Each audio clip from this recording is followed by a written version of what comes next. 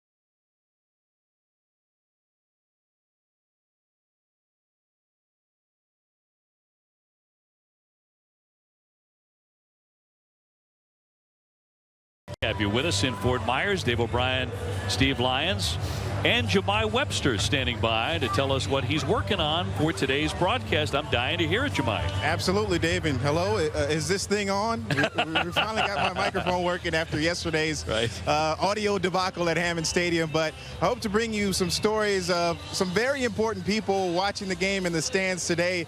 Let you know the next step for Drew Pomerantz and his road to recovery. Plus, some fresh new gear that the Red Sox are wearing. We'll tell you why that is important. And they made some transactions today, why that was a new experience for Red Sox manager Alex Cora. So we hope to get to those stories throughout the ball game. Looking forward to it. Great that thing is working. Yeah, absolutely. And great to have you here. Great to be here. Yes. Well, today, Red Sox and the Baltimore Orioles. Rick Porcello on the bump this afternoon. Give you a look at the Oriole lineup he'll be facing. Not many regulars in there at all. Alex Presley will lead it off. He's in left. Joey Rickard in center with Colby Rasmus trying to make their club in right. Danny Valencia at third base. It's Pedro Alvarez at first. Chance Sisco, a catching prospect and a very good one, and a good spring. Will be followed by Ruben Tejada, DJ Stewart, the designated hitter, and Luis Sardinas is at shortstop and batting ninth. Against the veteran Rick Porcello, his second spring appearance in West Palm Beach against the Astros. He was very good. 2 strong innings. He struck out 4 men and did not allow a run. On the hill here this afternoon against a team he'll see a lot this season. Coming off of one of his worst seasons, hoping to better on that. Let's go defensively now for the Boston Red Sox. J.D. Martinez was in right field yesterday. He's in left today. Bradley Jr. in center. Mookie Betts out there in right field. Around the infield, looks like what you may see quite regularly during the season. Devers, Bogarts, Nunez, Moreland playing first base today. Rick Porcello on the mound. And Blake Swihart getting a chance to catch, which is what he likes to do. Yeah, Rick Porcello, 11 wins, 17 losses last year, with a .465 ERA, hoping to return to form from 2016 when he was the American League Cy Young Award winner.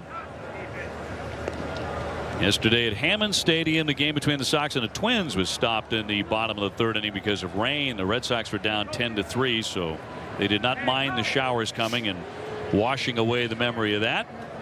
Buck Showalter back as the skipper for the Orioles in 2018. His team 7-8-1. The Sox 8-7-1. And Porcello's first one of the day is ball one, and we're underway. Watch for Porcello to utilize that sinking fastball on the inner half to left-handed hitters. Worked out well for him his last start. He's trying to work on that a lot more. Line to the left, a sinking line drive in front of J.D. Martinez. So Presley is on. Left-hand hitter, now 32 years old. He's been around with several major league clubs and now with Baltimore. So the first man on for Joey Rickard. Hitting .120 for the spring. Porcello last year made 33 starts, pitched over 200 innings, and in 10 of his losses he received 0 runs of support. Yeah, that made those 17 losses look a lot worse than it really was. I mean, that's an excellent stat to point out. Cannot win if your team doesn't score you any runs. But I think even he would admit that, boy, he gave up 38 home runs, far and away his most ever. I think his most before that was 25. It was a league high, those 38. He had trouble with the grip on his changeup. He had trouble throwing the sinker consistently. And he's been working very diligently on this, on both of those aspects of the game down here in camp.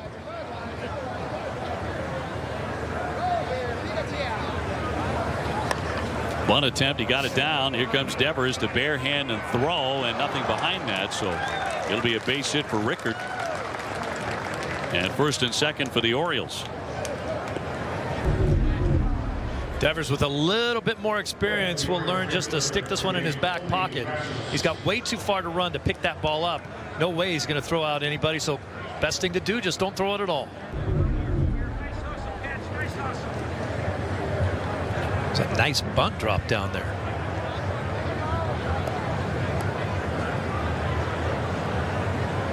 That brings up the interesting story of Colby Rasmus, who's now 31 years old, the outfielder. He was at Tampa Bay last summer, and in July he just walked away from baseball without an explanation. At the time he was hitting .281 with 9 home runs for Tampa Bay, and he just walked away. He said, I'm taking a break from baseball, and the Orioles signed him and brought him to camp to compete for an outfield spot this year. Almost don't recognize him with that crazy beard he used to have. The Orioles have a semi-flexible no facial hair policy. They asked him to shave it off. What does semi-flexible mean?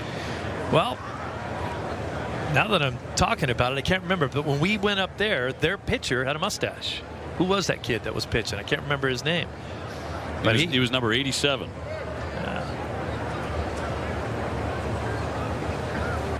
Yeah, it was, you know what? It was Darren O'Day. Actually, yeah. And of course, O'Day's going to be on the club. And I think he was just maybe flexing his muscles a little bit, saying, guess what? I got a mustache, not shaving it off. So it's sort of like some guys might be able to get away with it. Rasmus doesn't get to.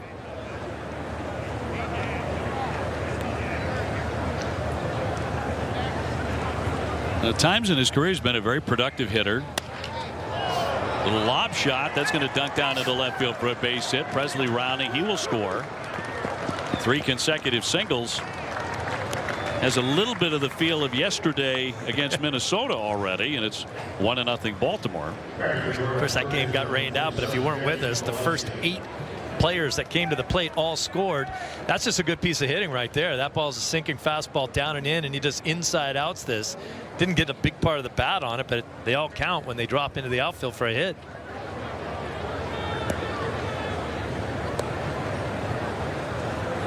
So base hits by Presley, Rickert, and Rasmus.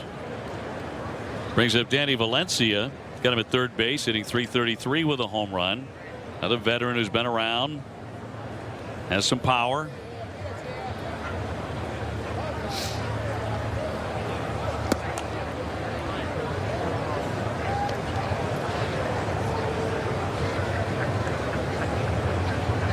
When you talk about run support and lack of it for Rick last year, that was certainly a major part of his season. The year before, of course, when he won the Cy Young, he was extremely well supported in winning 22 games. You know, there was a time during the year where people were kind of saying, well, he's the same guy. He's doing exactly the same thing. But that's not really true. His ERA was more than a run and a half higher last season. We already mentioned the home runs. He struggled with his command. There's no question about that. He was a different guy. But he runs out there every day. He's always going to give you 30-plus starts. He's always going to give you close to 200 innings. Last year, 203 1/3. Can't sneak it in. 2 balls and 1 strike on Valencia. Pedro Alvarez on deck. I thought he was just a little bit off, but he was a little bit off all season consistently. Just a couple inches off the spot he needed to keep that ball down. And usually, as you said, up in the zone when he was off and over the plate. If you're going to be a little off, be off the plate. You know, make your mistakes that way. Yeah, it was enough. You know, talk about those 38 home runs. That slightest mistake at this level. Gobbled up by Devers into second, got 1, and no relay throw on to first base, so an out in the middle. And they will be on the corners for Baltimore. See, again, that's Devers right there, just showing his inexperience, his youth down at third base. He is going to be a work in progress. This should have been a double play ball. But Devers double clutches a little bit. He didn't really catch the ball cleanly. He comes up a little bit lame there before he let the throw go. And by that time, Nunez couldn't turn to double play.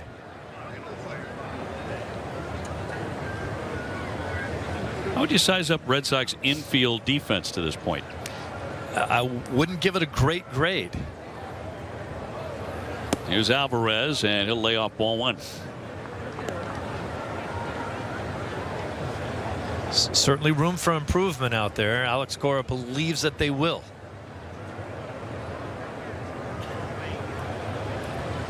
Alvarez at 250 with a homer. He's driven in 4 this spring. 3 hits and a run in for the Orioles. By the way, yesterday's starter Jalen Beeks and several other pitchers have been optioned to AAA. Jalen did not get an out yesterday in that first inning. Although it was a bit of a surprise start for him. That was supposed to be David Price at Hammond, but because of the weather, the Red Sox smartly held him back so he could get his work in here at camp. And he threw the ball well here. I think David Price very much wanted to be pitching at Hammond, but with the showers and the way it turned out, it was a smart move to hold him back. And the 3-0 in for a strike.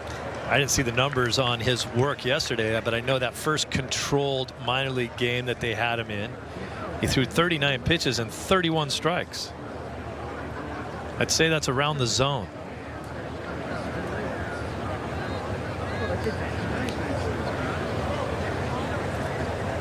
And the 3-1. That one ate him up. 3 balls, 2 strikes, and Alvarez. Talking about David Price and working yesterday here at JetBlue on a backfield. Yeah, as far back as you can get, I think. He was on the minor league backfields. Yeah, this is way back. The back 40. 60 pitches, 4 simulated innings. And a swing and a miss. That was nasty. He came back to get Pedro Alvarez with a couple of really good pitches. Back-to-back filth right there. Slider down and in that he couldn't handle. And this was, I believe this was a sinking fastball. I don't think that was his changeup. I couldn't really tell the velocity. This is, yeah, that is a changeup right there. And that's the great movement that he's been looking for. And we've seen that movement in his first 2 starts on that pitch.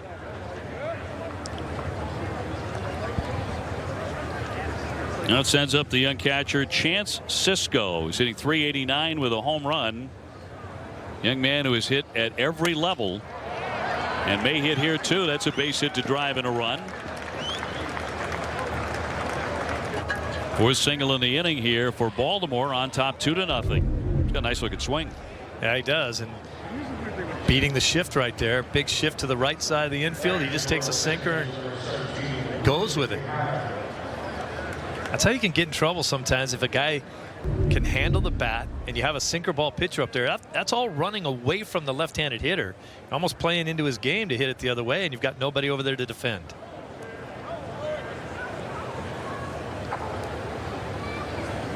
Been an ongoing theme here for the Red Sox for about 8 or 9 days, falling behind early, sometimes in very big holes.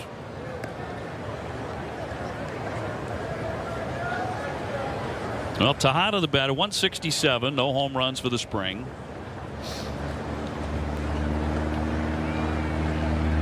Porcello trying to limit it to 2 runs here. And his 1-0. They do appeal. First base outfield and Cabrera says no swing. Fielder was one of the umpires over there yesterday at Hammond, who we were looking for to give us a signal that the game had been canceled. He was already in the parking lot and may already have been on 75 by the time we realized the game was canceled.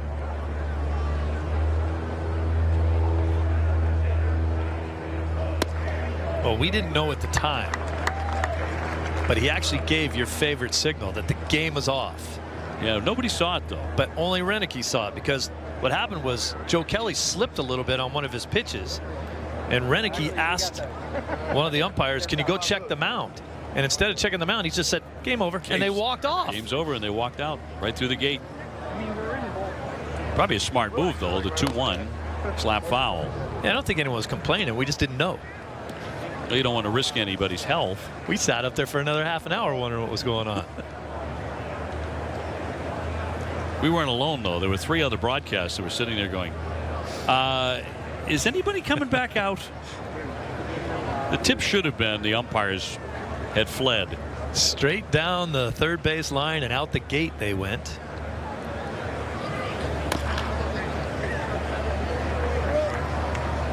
Some of the things you see in spring training you'll never see never see in the regular season. That's one of them. But we're out of here. I did learn a valuable sign that I wasn't sure I knew exactly, but I did learn the official signal that how a game gets called off. Thank you for teaching me that. But typically the way that's done is, as we said yesterday, you know, they look at the press box to tell the official scorer it's done. Umpires come out and do that. That one misses down low. And then what is? I need a little more work on the signal. So well, I mean, what you're saying happened yesterday. None of us saw except for Ron Renicky down there, but just a boom and that's it. We can all go home. How was that? Was that good? It was good. Yeah. Huh? That means it's done. We'd go like home. to have seen it yesterday. Yes, we would. Runners on the move there on the 3-2. It's been a long inning for Porcello. This guy's giving a little trouble too. Tejada is not having a good spring at all. Battling up there against Porcello right now.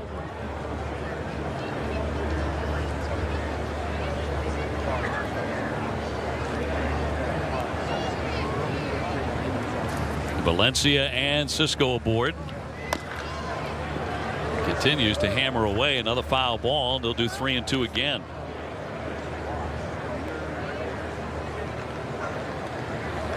Sox today also expecting to use Heath Hembree, Carson Smith, and Robbie Scott.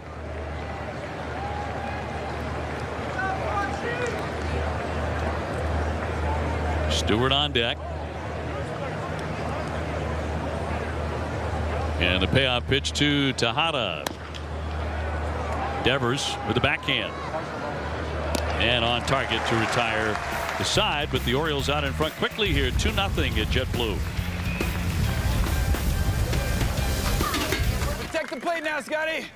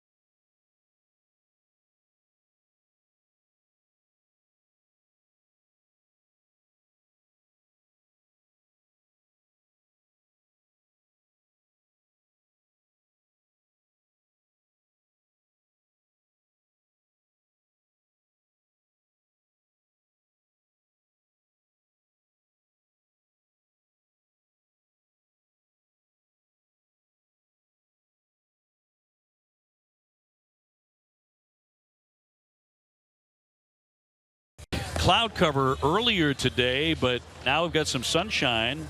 It's a very comfortable afternoon here in Fort Myers. Let's give you a look at the Red Sox lineup. Mookie Betts will lead things off. Then Jackie Bradley, who's in center. And Ramirez, the DH today. JD Martinez in left. Xander Bogaerts at short. He's hitting .500 for the spring.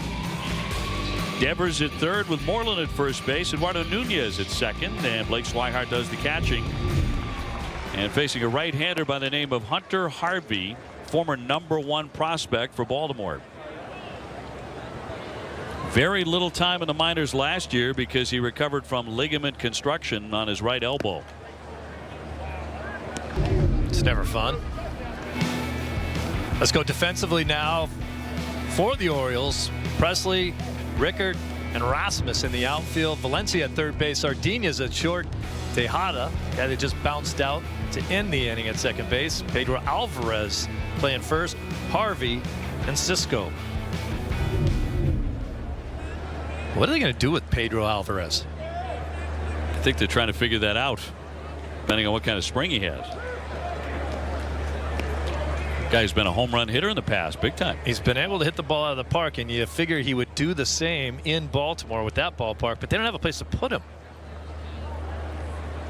Mookie 1 for 19 for the spring. Did get a hit yesterday that was erased. None of those numbers count from yesterday's washed out game. That means JD Martinez lost a couple of hits. That one rocketed high and deep to left field. He laid into that baby, and that is out of here. Now that's a Mookie Betts swing.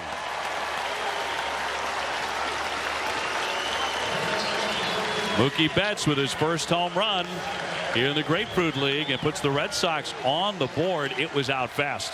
And you know what? Mookie wasn't sure that it was out, and he was sprinting down the first base line, almost stumbled around the first base bag because he was thinking that he might have to go for a double. We'll show you our box in box, what Mookie's doing right now and what Mookie just finished doing, and that ball was lasered out of here.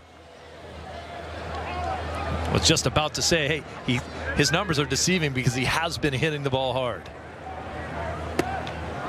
He certainly did there. Whew. So 2-1 Orioles. Kind of been waiting for that particular swing though all spring, and he crushed it. We talked a little bit about how pitchers have changed the way they're going about their business against Mookie.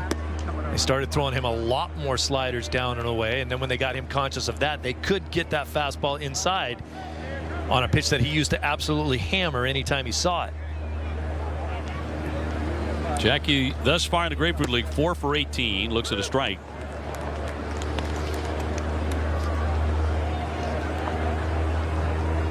Hanley Ramirez on deck.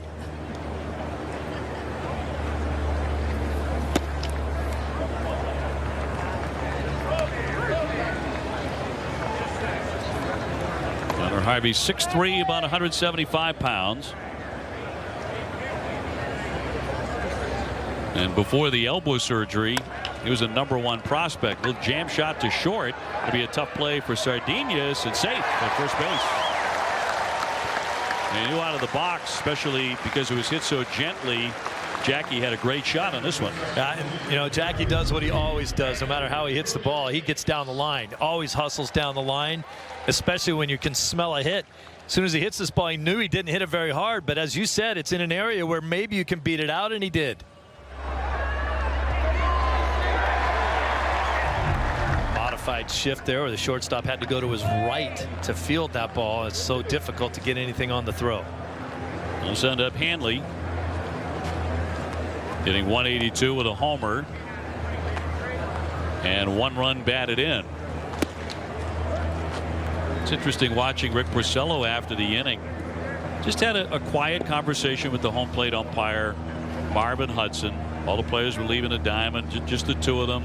Had the glove up to the face, kind of Greg Maddux style. That professional way that, you know, veteran guys handle a couple of calls that they disagree with. You know, he felt like he could get squeezed on a couple. Base hit into right field. Hanley will be on. Jackie scampering up to second and stopping there. And the first 3 Red Sox have reached here in the first inning.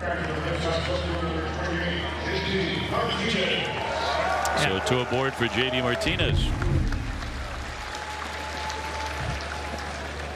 That's what you're talking about right there. And I think he's just saying, hey, where's the strike zone we're looking at? I thought I threw a few pitches there that I liked. I didn't get the call. Is it going to stay that way? One pitch in particular, a good slider down and away to a right-hander that I thought was a strike that he didn't get the call on. JD 3 for 5.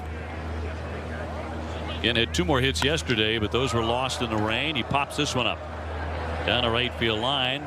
Rasmus in fair territory makes the catch, and the runners are going to hold as the throw comes in, and Jackie Bradley gets back. 1 man gone.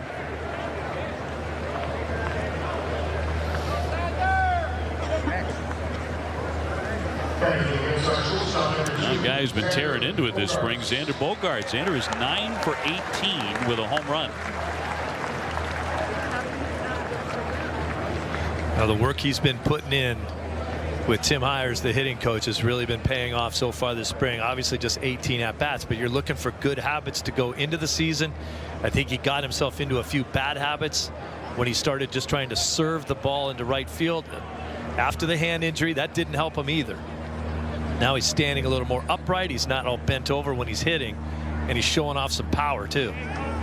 Right by Cisco to the backstop. It caroms to him, but the runners are going to advance anyway. Jackie Bradley to third and Hanley Ramirez to second.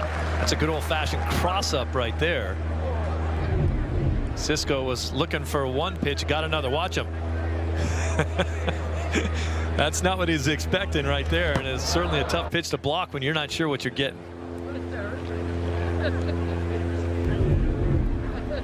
So it should be a wild pitch. Yeah. Second and third for Xander.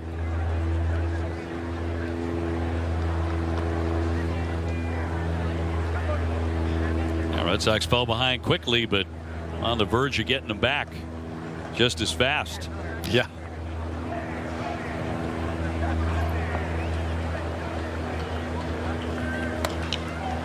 You know, Dave, when you get crossed up as a catcher, it's a helpless feeling, especially when the pitcher throws you a fastball and you're expecting a breaking ball. That's when it's really hard to react and make a move.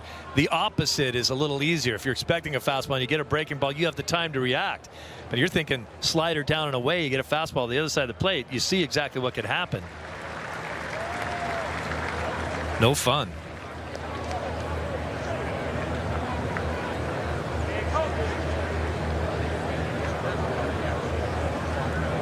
One ball, 1 strike on Bogaerts.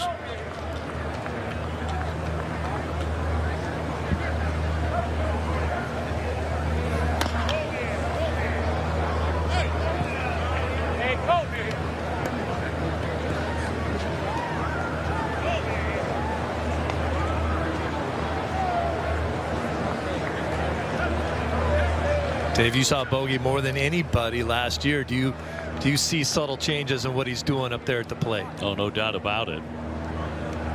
And another guy I thought, first time I saw him in camp, several weeks ago, he looked broader to me and looked stronger up top. Benny. No question about Benintendi. But I think the same can be said about Xander. Maybe not quite as dramatically, but it's there. When I first got to camp, I felt like he grew 2 more inches. I was like, how did you get? He's not, but he looks 6'5". He's taller than I am. I'm 6'3". But he just looked like he got another 2 inches taller too. Wave and a miss there. That one ate him up. So Xander fans, and there are 2 gone. Let's go to Jemai. Well, Dave, for the first time this spring, the Red Sox made some roster transactions, optioning some players down to the minor leagues. Red Sox manager Alex Cora said it brought him back to when he was cut, but it was a great experience for him as a manager, but definitely not the most fun part of the job. But to lean on an experienced person like Dave Dombrowski helped in the process, telling these players that they should stick to the plan, and sometimes it can be a process. One of those guys' options was Jalen Beeks, as you guys mentioned. After yesterday's outing in Minnesota, he wanted him to know that it wasn't that specific outing specifically, and wanted him to know that he has major league stuff and he's going to make it to the big leagues one day, but don't let that outing define him. Sometimes it's just a part of the process. Yeah, it's a great point. He can't be defined by one horrific outing. He was the minor league pitcher of the year last year, so he certainly has a future. Pretty darn good lineup yesterday too from Minnesota. It's got to be a growing experience for him all the way around. Devers hitting with runners at second and third, 2 down, 2-1 Baltimore. As Eck would say, sometimes you just go out there and get your lunch. Maybe a salad. And some dessert to go with it. It's like, make the bad man go away. That was a rough one yesterday. Rafael hitting .346, has a pair of home runs so far this spring. Rolls over that one up the first base line, fair ball, and that will retire the side. Red Sox get 1 on the Mookie Betts rocket, 2-1 the Orioles. Charlie Moore is a little loud.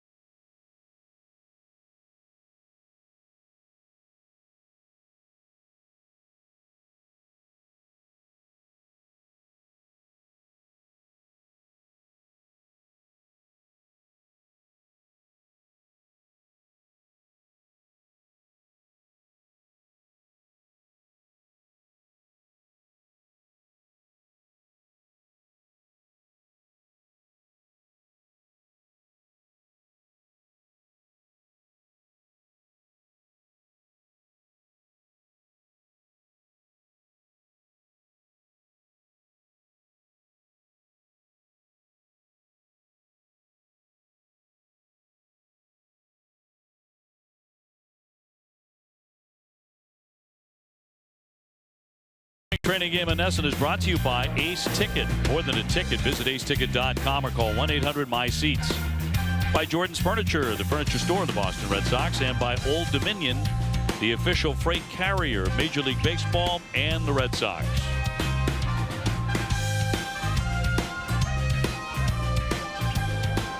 Well, the Orioles have a 2-1 lead as we take it to the second inning. Rick Porcello back out there to take on 8, 9, and 1 in the order. This day has gotten progressively nicer and nicer. Well, it is Florida. It rains a little bit and then the sun comes back out. It has today. DJ Stewart, the batter, 200 hitter for the spring with no home runs.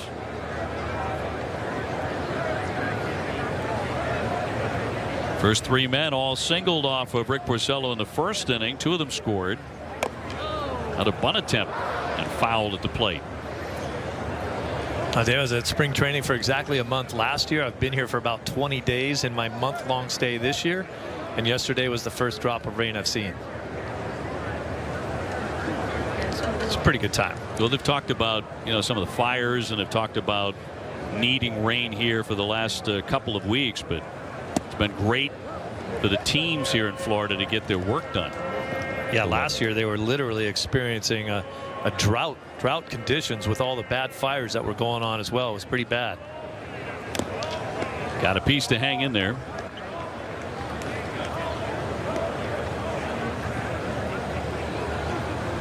Red Sox will play their regular season opener 18 days from today on the 29th of March at Tampa Bay. Be the 4th time the Red Sox play an opening day game in the month of March, and he got him. Stewart down on strikes. Second K in the book for Rick Porcello. When I thought Stewart would be up there trying to bunt, but was just trying to beat the shift. There was no one over there, but it took a strike away from him and then put him in a little bit of a hole. And here comes Porcello.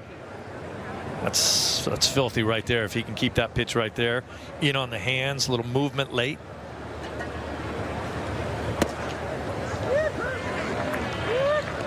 There's the sinker that I was talking about before. Throw it off the belt buckle of a left-hander and let it sink back to the inside part of the plate.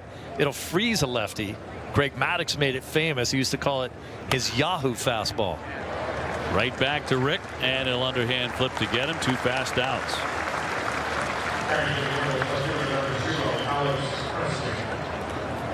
So it'll be Alex Presley again, who started the afternoon with a base hit, scored a run. Here's that pitch, Dave.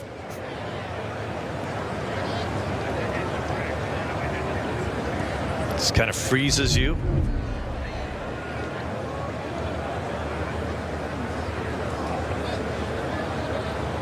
Rick Porcello in his 4th season with the Red Sox, his 10th in the majors.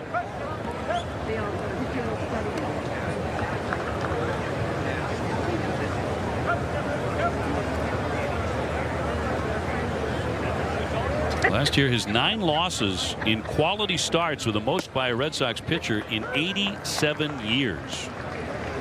All the way back to the days of Milt Gaston in 1930. I remember Milt. Milt had a beard. You think? Happen to know. Foul back to the screen. Sound like you doubt it. Please don't go looking for Milt Gaston pictures anywhere. Well, a while ago. Presley. it's a record you really don't want to be a part of. No, you're not gunning for that. Presley's been with the Pirates, the Twins, the Astros, Milwaukee, and Detroit. Wow. You see Porcello settling into this ball game now in this second inning. Really, the only pitch that he doesn't have a great feel for so far is his breaking ball, the curveball. Has not thrown a real good one yet.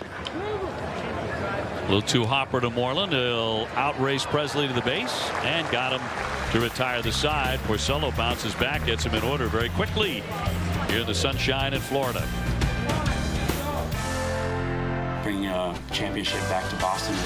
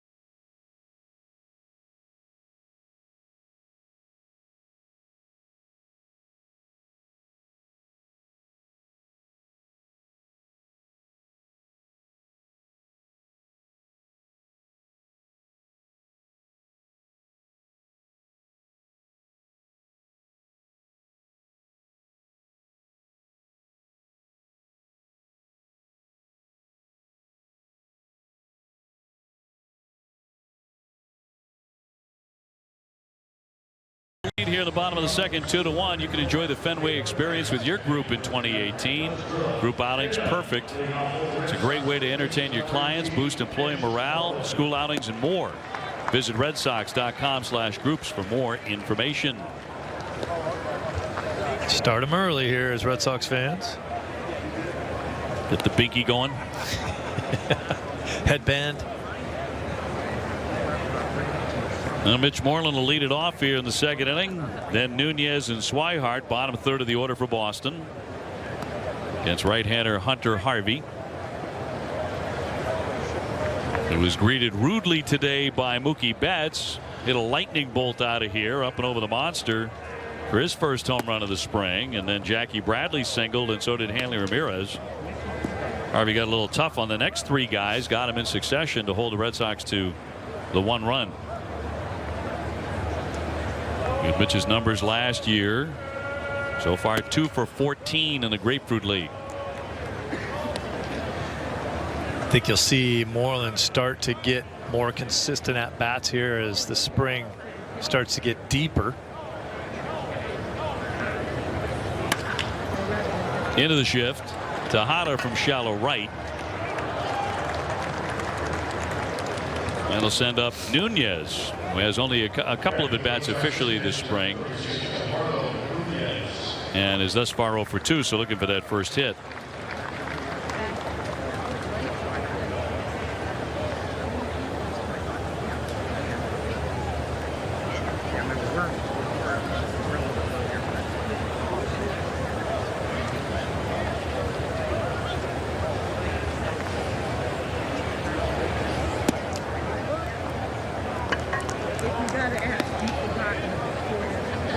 All signs so far as that right knee of Eduardo's are positive.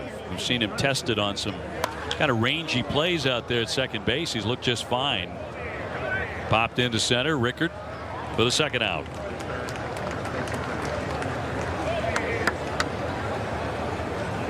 Working on the swing. 2 down for Blake Swihart.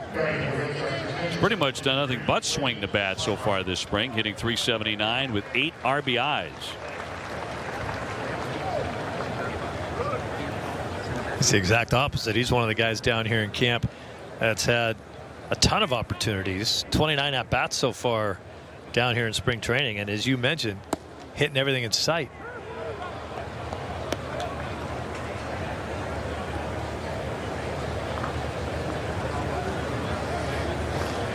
Go with the eye black today. Didn't you get fined once because you were wearing eye black and you weren't in the lineup? Is that true? Yes, it is. Who fined you? Don Baylor.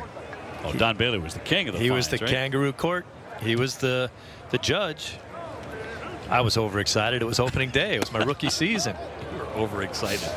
Well, I remember one day in spring training earlier on, I got in a little bit of trouble because I wasn't wearing my cleats. I wasn't playing. I didn't have my cleats on, and something happened quickly, and they needed me in the game, and I didn't have my cleats on. So I got in trouble. So I decided I was to make sure I was ready for everything. I had the eye black on in case I had to go play. Yeah. Blake Swihart with a swing and a miss, strike 3. End of 2, 2-1 Baltimore.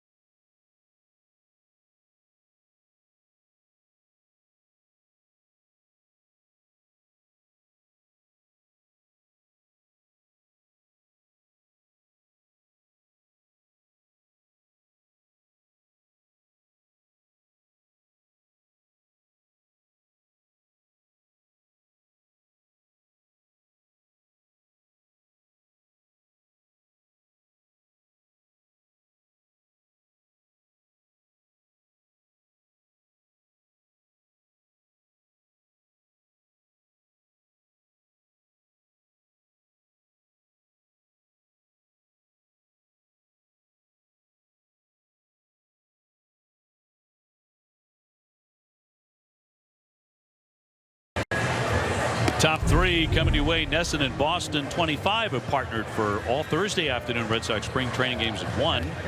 Outside the Boston market, the games will be on Nesson this Thursday at 1. Red Sox will be hosting their division rivals, the Toronto Blue Jays, here at Jet Blue.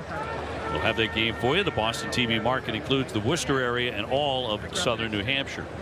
Okay, I grew up in Canada.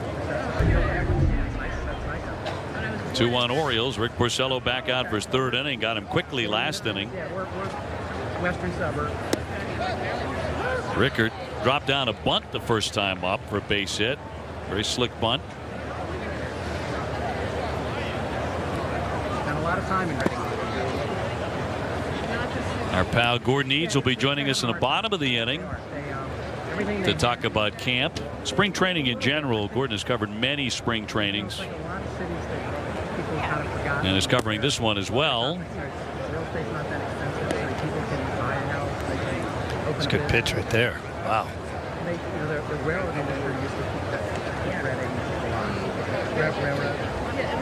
Rasmus on deck. Got him to wave and miss there. He's had good off-speed stuff here these last couple of innings. Yeah, you know, they're calling it a cutter or a slider, whichever one it is. It's pinpoint right now. To give it a strikeout, the 2-2, and up and in, pops out of the mid of Swihart.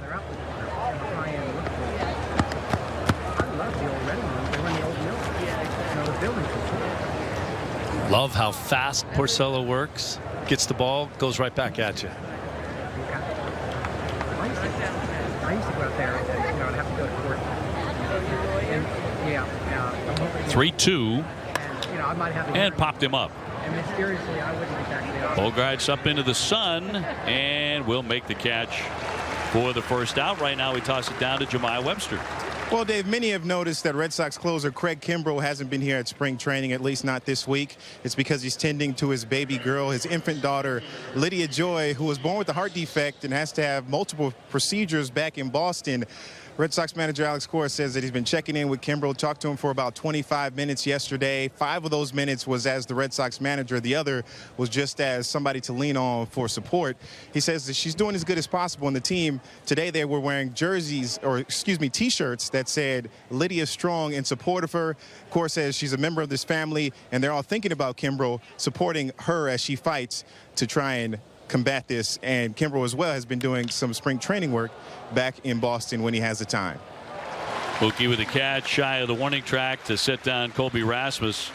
Jemai, thank you very much. And here's what the players were wearing today, and they took those out and during batting practice they were wearing them today. We are Lydia Strong in support of Craig's little girl. Very, very touching. And thanks to Rob Bradford tweeting that out. It's kind of an impressive sight to see, you know, 35 players out on the field all with that same shirt on. Thinking about their teammate and his family. Again, one of those moments where, yeah, you're a ball player. It's a great life, very glamorous, wonderful. Everyone comes to see you do your job, and you're on TV, and sometimes make a lot of money, but it all means nothing when something like that is in your life. And your beautiful little baby. Catch made by Jackie Bradley. 1-2-3 they go. Another good inning for Porcello. Gordon Eads joins us when we come on back.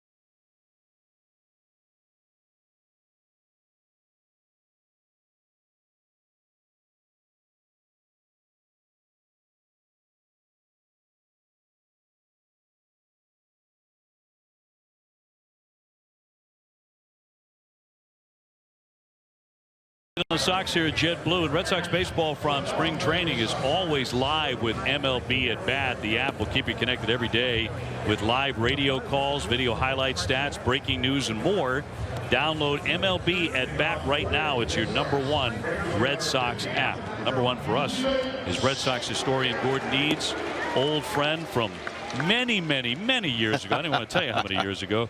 Gordon, always great to see you. You know, Obi, I guess in terms of the chronology of how long we've known each other, I suppose all we have to mention is the fact that 25 years ago, we were covering the father of the kid who was pitching for the Orioles. Brian Harvey, that's right. Brian Harvey, who had a phenomenal season for the Marlins, a closer, had 45 saves. Steve, for a team that only won 64 games the He was whole in year. all of them. Mookie launched a home run over the monster his first time up, an absolute rocket shot. And I remember, Dave Dombrowski was the general manager of that ball club, and we asked him, why do you need a closer, not only a closer, but a preeminent closer for an expansion club? And I remember at least one of his responses was, every win is precious for an expansion. And that's exactly how I remember him telling it too, Dave. And one of the great stories I had with Dave, he gets hired in '91. The Marlins start play in '93. So opening day '92, I asked Dave if I can come over to his place and watch the game on television. I think it was Tigers and Orioles, actually. Dave makes a little spread and everything, very gracious as Dave is. And I go to throw something away in his trash, and I can't find his trash. I said, Dave, where's your trash? He goes, it's hanging in the closet. I said, in the closet? Why is that? He goes, because of the cockroaches. So in the paper the next day I wrote, wait till Dave finds out that our cockroaches fly, because we have those palmetto bags. Right. You can hang it in the closet, Dave. That's not going to help Doesn't you. matter. They're going to find it. Speaking of history, as you came in, you were talking about Grady Little and his hiring as Red Sox manager. As Jackie Bradley fights one off, an infield single for Jackie, first time up. It was 16 years ago today, Dave. The John Henry, Tom Werner, Larry Lucchino ownership group had just taken over the club at the start of that spring. Mike Cubbage had begun the year as the interim manager. They gathered the club in the clubhouse for a meeting, and coming out of the trainer's room, they said, we want to introduce our new manager, Grady Little. And the place blew up, Obi, because Grady, of course, had been the bench coach, I should say, with Jimmy Williams. So the players knew him. They really liked him. And it was, you could hear the cheers, as Bob Holler wrote that day, all the way down the Caloosahatchee River. Betts aboard. Here comes the 1-2. And fouled back. When you think about Grady Little, and you think about the controversy at the end of his career with Pedro and the Yankee series, where does that leave him in your mind? Was he treated fairly? Did the story actually come out as was suggested as the truth? Or what are your thoughts about his managerial stay with the Red Sox? Well, I mean, first you have to state, Obi, that he won 93 and 95 ball games in the 2 years he was manager here. So he clearly did some things right. And Betts diving back in and just does beat it back in. He was on the move on the swing by Jackie Bradley. One gone. In a clubhouse that posed some significant challenges, namely the left fielder, number 24, Manny Ramirez.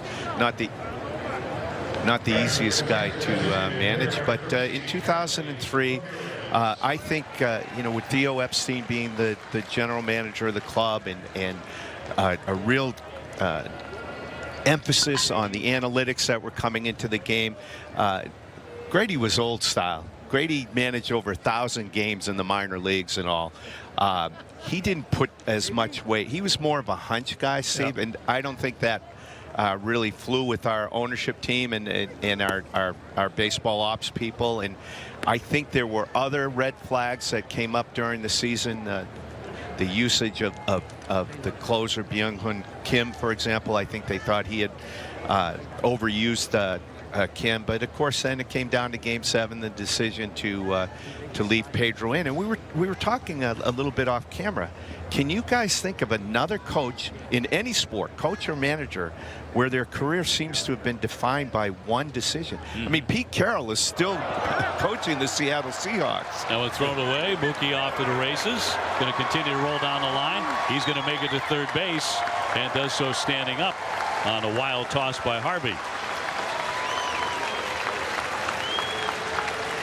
Well, you got to pay attention to Mookie when he's on the bases, but you try to pick him off and you don't execute, and it's just going to hurt you. Here he goes. He knows this ball's down in the corner. He's going for third right now.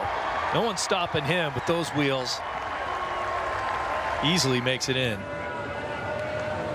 Now, yesterday during one of our rain delays, we were listening to one of the panel discussions from winter weekend, from the teammates discussion, and it was Pedro, and he was talking about, once again, when he was told after the 7th inning he was coming out of that game, and how he shut everything down. He just shut down the adrenaline. He shut down his focus. He thought he was out of the game, and all of a sudden he was back in again, and it made all the difference. And yeah, that's one decision in one guy's managerial career. Maybe not the only one, but yeah, that's the one you remember now and say that got him fired. Well, you know what's strange is I was watching that game on the couch, and I knew he wasn't coming out because I had the series before doing it for Fox, and I asked him the same situation with Pedro was pitching in that series, and I said, when do you go get him? And he says, I won't go get him because he's better than anyone I got in the pen, no matter how tired he is. So when that next game came around and I saw him go to the mound, I said, he is not going to take him out of the game right here. Steve may have been the only guy in the planet who thought that at that moment. Believe me. Yeah. I thought he was, well, first of all, I thought he was done. Done. Yeah, we all did. But I had remembered the conversation from the series before, Oakland or whoever it was that we were doing, and I asked him that exact question. I said, your pen, you know, what situation are they in with Pedro out there? When can you go get him if he looks like he's tiring? He goes, he's still going to be the best guy I've got. Probably won't be going to get him. Bullet for a base hit that'll chase in Mookie Betts from third.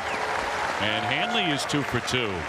The numbers may not suggest that he came in hitting 182, but he's had some very good swings. He has hit the ball hard all spring and has come up empty. So that one ties it at 2-2. You know, one story you fellas may not recall about Grady is that in 1988, when the movie Bull Durham was filmed by Ron Shelton, the manager of the Durham Bulls was Grady Little. And he served as a technical advisor on the film. And I talked to Ronnie Shelton, the director of the film, and he said that at the end of the movie, remember when Crash Davis decides that he's going to stay in the game as a manager? Yep. The man he was thinking about was Grady Little, who had been a longtime minor league catcher, and then went in and became a minor league manager. So how about that? So Grady left his stamp on Hollywood as well. By the way, a terrific guy, as you both know. Yes. Terrific guy, great guy to talk baseball with, a lifer, and you know, we certainly remember how it ended for him, but he had some great moments in his career.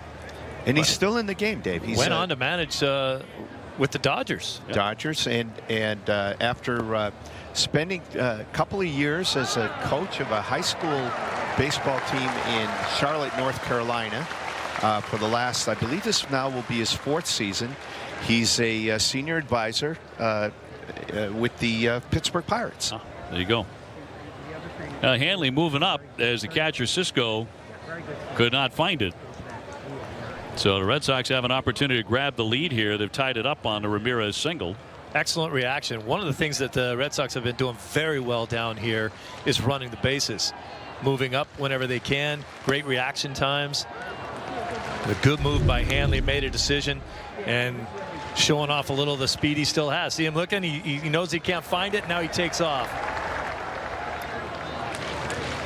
The thing that made it available to Hanley there is the fact that he didn't go back to first base. Held his ground until he knew where the ball was. Gordon, pretty quiet camp. Which is the way you like it. You want people to be healthy. I mean, I heard you guys talking about Craig Kimbrell's situation with his daughter, and of course all our thoughts are with her and with the family there. That's got to be very scary stuff, Dave, when you see your little one undergoing a second heart surgery like that. But you know, I heard you, Steve, mention how when you walked into camp and you thought that Xander had sprouted a couple inches. Honest to God, I kind of felt the same way when I saw him. He's in just such phenomenal shape. If you're going to pick one guy who's going to have a bounce back year this year, I think you could do a lot worse than putting your money on the X-Man. You're not supposed to be growing at 25 years old. How come that only happens to him? A cut and a miss for strike three. Gordon, thanks so much for the visit. Thanks, fellas. Always Appreciate a blast. it. Great Gordon Eads, Red Sox historian. We're tied up 2-2.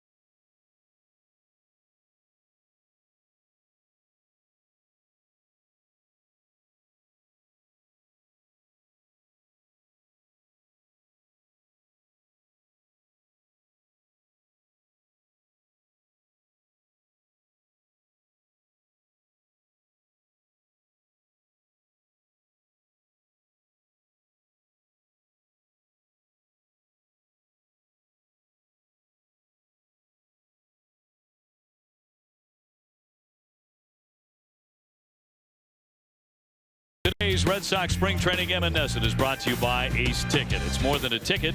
Visit aceticket.com or call 1-800-MY-SEATS.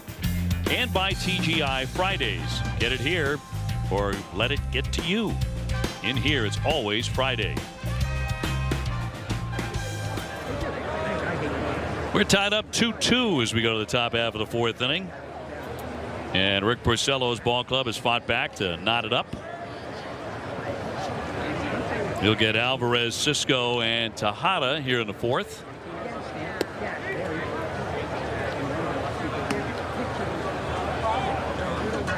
Alvarez 0 for 1 with a strikeout. A couple of Ks in the book for Porcello. He hasn't walked anybody. Want to stretch Porcello out, see how far he can get in this game. That first inning was a little long, but he certainly has settled in after that. Mowed him down. He's retired 7 in a row.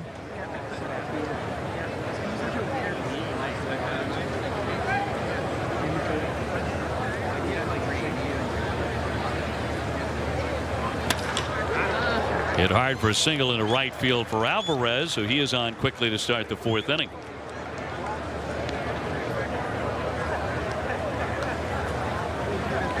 And Chance Cisco will be next. An RBI base hit for him in the first inning. It'll be 5 hits now for Baltimore.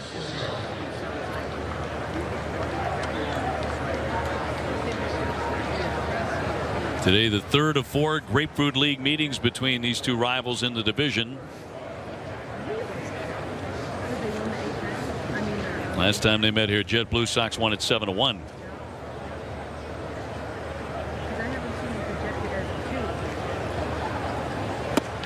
Talking a bit with Buck Showalter before the game. And he was raving about their facility over at Sarasota, how fond they are of it. Well, you know the news about that place, Ed Smith Stadium. It was ranked the #1 facility in all of spring training baseball. You thought the lasagna in the press room was outstanding. That one dropped down along the line, but it's going to roll foul. Got a lot of guys on this ball club trying to bunt their way into the big leagues. It's about the 3rd or 4th bunt attempt we've seen today. You and I joked a lot about it that day. Well, wait a minute. You did. Well, you joked a lot. I was sitting next to you. Here's another bunt attempt. This one's going to roll foul. Porcello was all over it down the line. Well, when you go to do a game and you look at the press notes from the opposing team and you're looking for some information on what's going on, and of the 20 little blurbs, 17 of them were basically about how they were ranked the nicest spring training facility. You have to start making a little bit of fun of it. They're pretty proud of it. Guess so. It's all right. A lot of great ones. We have our favorite. This is, I'd say this one's a little nicer. They did dump a lot of money into it because I played at Ed Smith when I was with the White Sox, and it was not fun. But they have spruced it up. Alvarez short lead at first, and the 0-2 gets him. Gets hit by the pitch. The Cisco is on, and this 4th inning begins a bit rocky for Porcello. Base hit batsman, and Tejada's next. Well, the pitches might be starting to catch up with Porcello just a little bit. That fastball just gets away from him and hits Cisco. Remember, he threw 27 pitches in that 1st inning. Bounced back in the 2nd and threw just 11. This inning's starting to go awry a little bit. Well, this is a pleasure every day to come to JetBlue. Just gorgeous.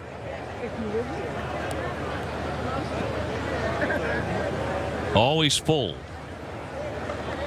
Every time.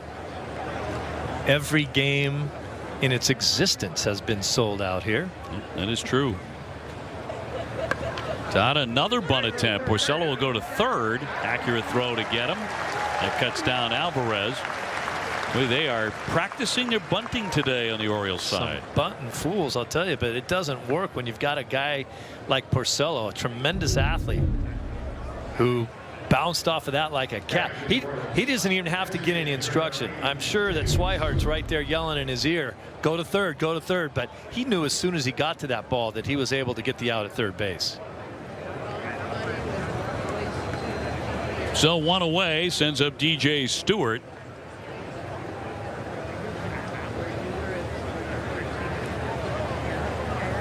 And Porcello could get a double play ball here. You wonder if that would be the end for him today. 4 innings would be the case.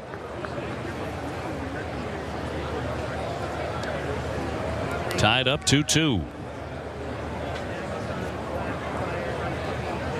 Stewart fanned in the 2nd.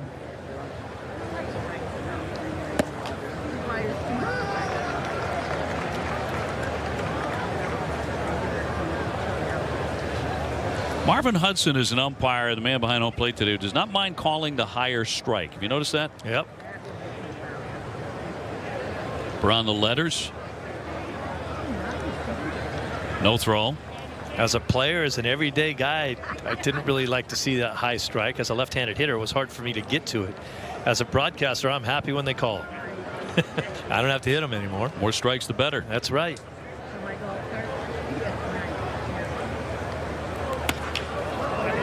Popped it up, looped out there, and it's going to drop in for a base hit. And that's going to load up the bases here for the Orioles.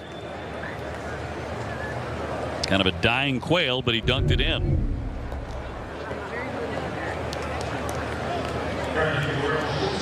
Off the end of the bat. Well, one thing that we're not seeing really right now out of Porcello is a high velocity.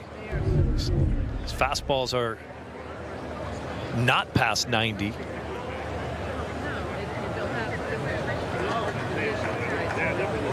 Yep. Baltimore now has 6 hits. They've all been singles, including a bunt hit. And here's Sardinez, who is 0 for 1, a comebacker.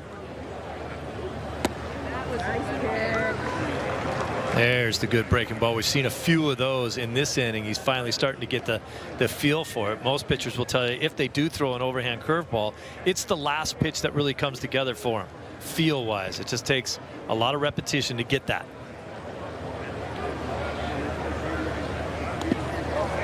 Knocked down by Swihart. There'll be no advance. The runner at third has to hold. Cisco had to stay put.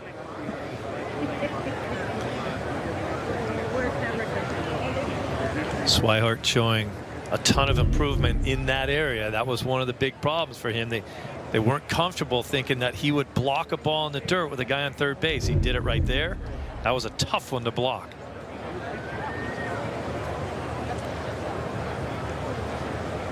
Cisco at third, Tejada at second, Stewart at first. 1-2.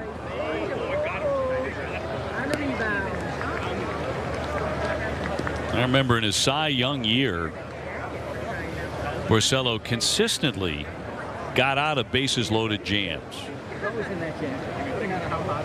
That will certainly help you get out of it. That's what Alex Cora is hoping for right here, because I think you're probably right. This might be it for Porcello. Wants to let him get out of it. See you later. Got him looking. Pinning Sardinias to the plate. Big K there, so there are 2 gone. There's the Yahoo. That's a good one too. When you see a left-handed hitter jumping away from a pitch that it's a strike, throw it right at his belt buckle. Whoop. That's a sweet pitch. It's a comeback. Yeah, and you're not thinking it's going to come back. As I talked about before, Maddox was the master of that pitch. It's a dangerous pitch to throw, because if you're a lefty who loves the ball in, and you already want it there, that can end up in the seats. But you got to have the confidence that you can throw it and nip that inside corner. Presley with a base hit, and he's grounded out. Lofts toward right field. That's going to drop down for a base hit. Nunez couldn't get it. Cisco is in. 2 runs will score. Wow. Tejada right behind him. And another one that wasn't crushed, but it finds a home in right field. This is just a jam shot. Look at this. Nunez reacting to it, trying to get back there to get it. He can't do it. 2 runs will score on a, if you're an Orioles fan, that's a thing of beauty, but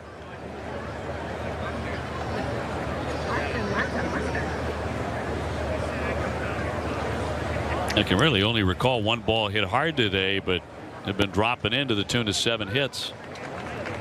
Going to be a little frustrating for Porcello as Rickard bats now. He bunted for a hit his first time up.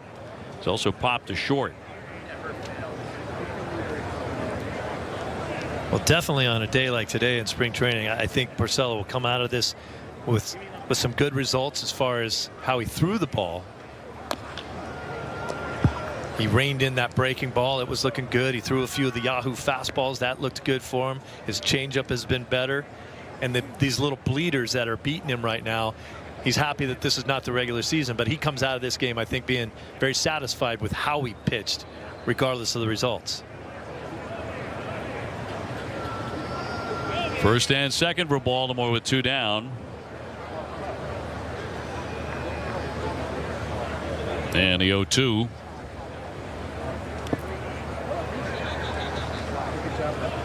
So he is up to 66 pitches today. In the inning, a hit batsman, 3 singles.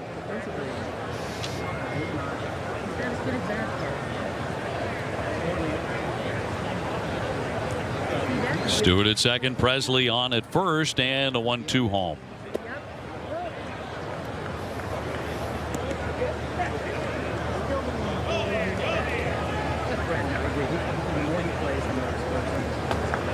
Sox will attempt to win the American League East for a 3rd consecutive season. Rick Porcello will be a key man in the hunt to do that. 2-2. Back toward the hill. Will handle that chance and retire the side. Couple of runs for Baltimore. They're back out in front. 4-2 in the middle of the 4th.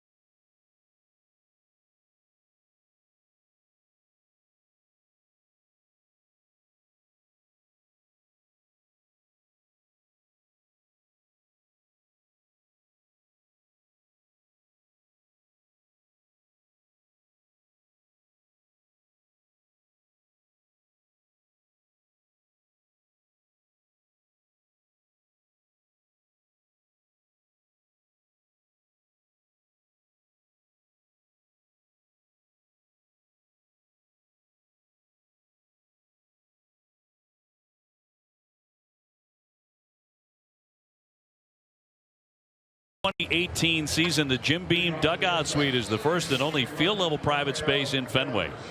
It's a brand new experience, puts you and your guests closer to the action than ever before. Email premiumsales@redsox.com or call 617-226-6913 to learn more about the Jim Beam Dugout Suite. It's the animated look. Yes. In person, it's even better. Things usually are. Devers going after the first one here, launches this one high to left field, but Presley will drop the ball. And Devers hustling into second will stop there. Well, you love to see that. Unless you're the Orioles. Yeah, well, I could care less about the ball dropping in right now. What I love is the hustle by Devers. I mean, he's having a little bit of a rough day. His first at bat wasn't all that good. He's kind of, he's scuffled around the field every once in a while, but he hits a ball. It's really easy to throw your bat down and put your head down and jog. He's on second base on a routine fly ball to left field. I love that. Look at him. He's disappointed right now, but now he's going to go.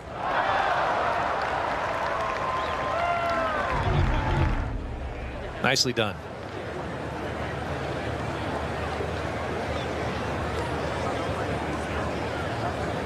So the Sox with a man at second for Moreland. Mitchell for one. He's grounded to second.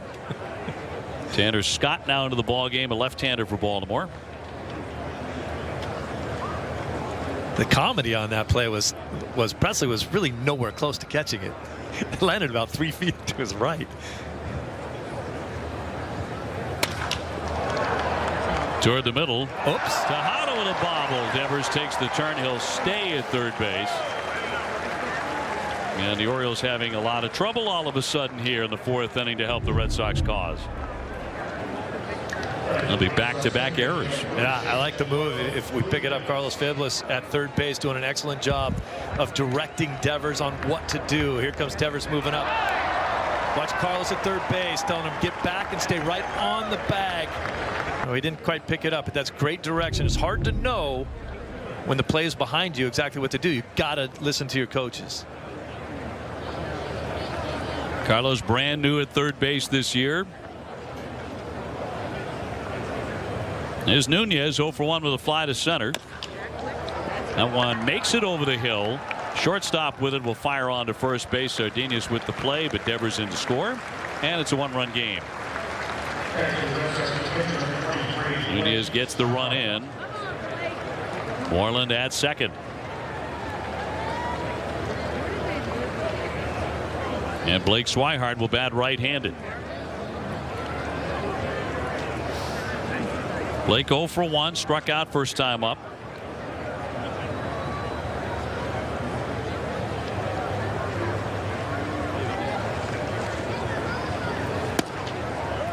Dave, how did you score? You scored Devers' ball in error on the left fielder? I did. And then E4 up the middle? Yeah. Is it possible that they gave Devers a hit because Presley never touched it? Possible, depending on which scoreboard you look at. Slicer down the line. One's got 2 errors. You're right. The other's got 1. and look, the play in left field could be ruled a hit. Yes. And I know that they changed that rule a few years ago. They leave it now to the discretion of the scorekeeper. It used to be if the guy didn't touch the ball, it was a hit. That is funny. That scoreboard, 2 errors. And you and I are looking at 2 different scoreboards. That's why I said, well, okay, how did we score this? And I put it in my book as, subject to change, too. Yeah. Because you don't write it in your full-blooded ink yet? Not full-blooded. Just pencil it in until they make a decision? And they might very well change that and rule that a double for Devers. Even though in my heart of hearts, obviously he should have caught the ball, but if he's blinded by the sun, the official scorer does have discretion. Well, no question the sun was in his eyes there. You don't just not catch a fly ball in left field. It's brightly sunny today. Devers would gratefully take the double, but he's been swinging a good bat. So is this guy, Blake Swihart. He came in hitting .379 with a homer and 8 RBIs. And 7 doubles.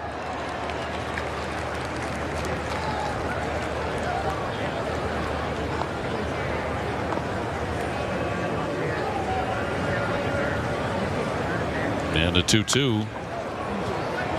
Fouled back out of play. Swihart doing a good job in this at bat, fouling off various pitches. Guy's throwing the kitchen sink at him, and he's fouling everything off. Looking to square one up again.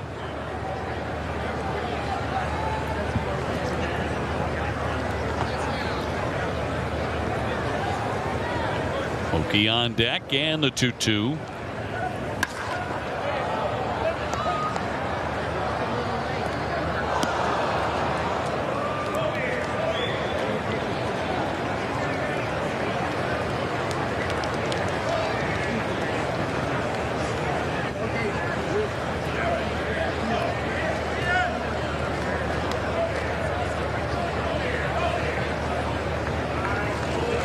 Scott with a 2-2. Diving effort, and Valencia couldn't get to it. Moreland at third base puts on the brakes. Another hit for Blake Swihart. His first today, and the Sox are on the corners. That was just an excellent at bat right there. He fought off everything.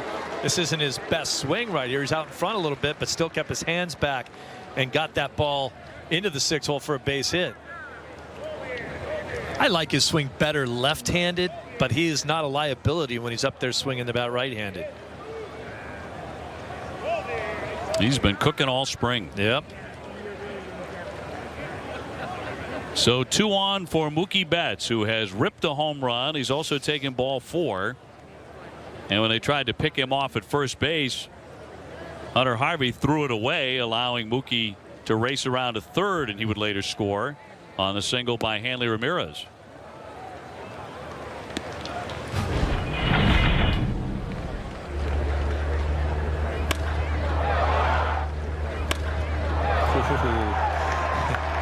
That's just a pitch you cannot throw to Mookie Betts.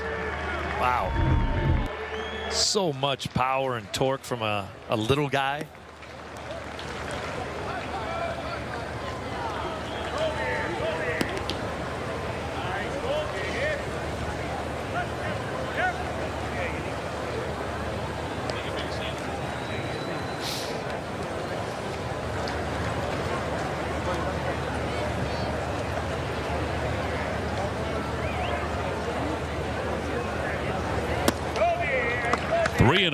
Jackie Bradley on deck. Green light him here. Mookie sees something he likes. He won't be bashful.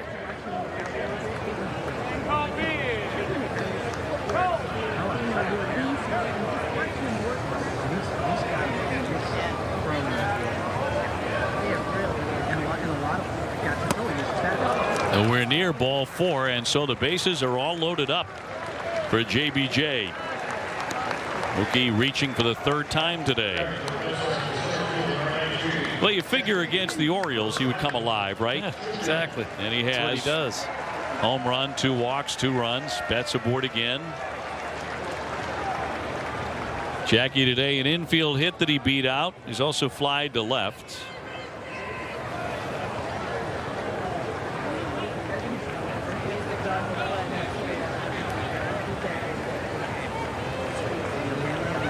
And the Sox with a chance at a big inning if they get some strikes to hit.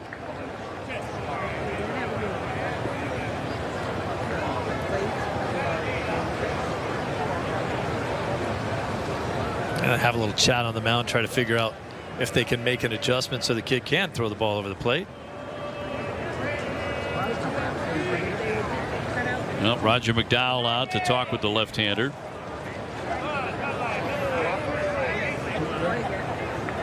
He's back as the Orioles pitching coach.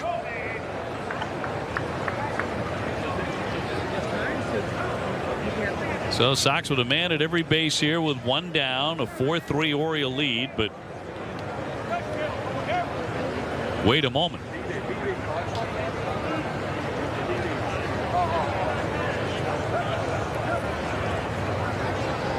And the 1-0 on the corner, said Hudson. 1 ball and 1 strike. It's a good take right there by Bradley. It wasn't what he was looking for. Didn't go outside his zone. Ooh. That's the one he was looking for right there. He had a cut.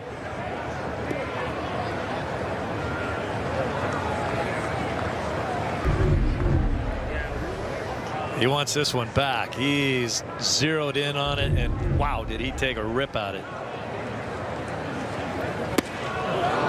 Trying to hold up, but that's going to be strike 3. So Jackie fans, and there are 2 gone for Hanley with the bases loaded.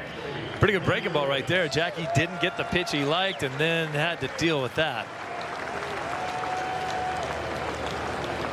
Oop. I think either way, that strike 3, swung the bat and was in there for a strike. That was an emergency hack. Yandy Ramirez is 2 for 2 today. Last time an RBI single.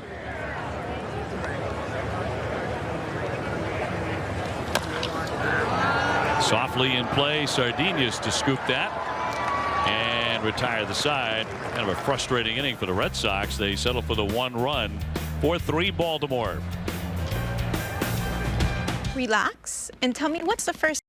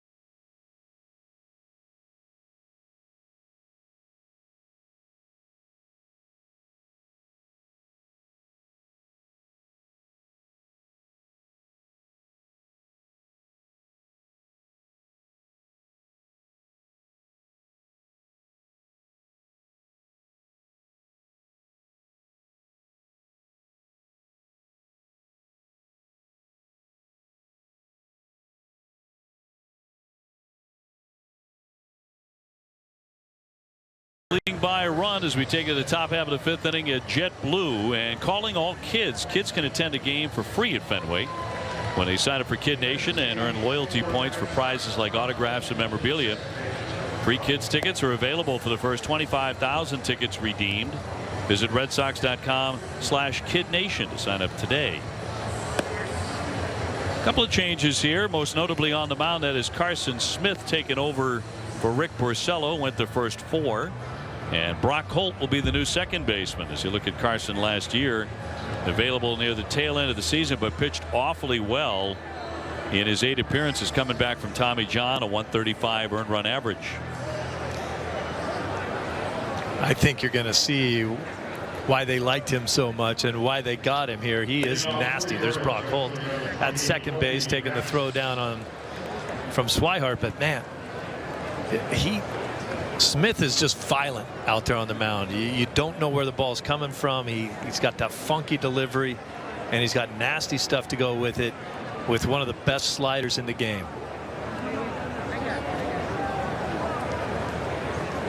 Having him at the back end is going to be so much fun this year to watch. Rasmus to lead it off in the 5th inning for the Birds. He has an RBI single and he's lined to right.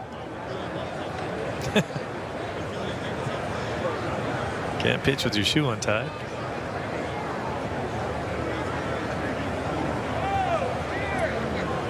Carson, when he's cooking, can be darn near unhittable. Gets a lot of swings like that. And you talk about another guy who's a monster. He is a big guy.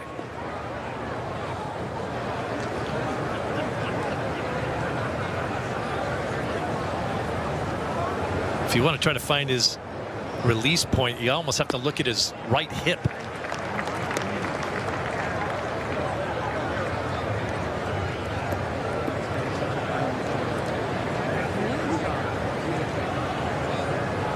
Incidentally, they did award Devers a double on a fly ball. It was not caught to left field by Presley.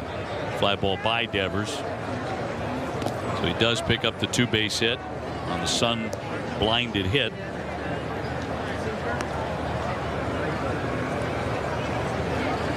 So the Red Sox officially with 6 hits and Baltimore with 7.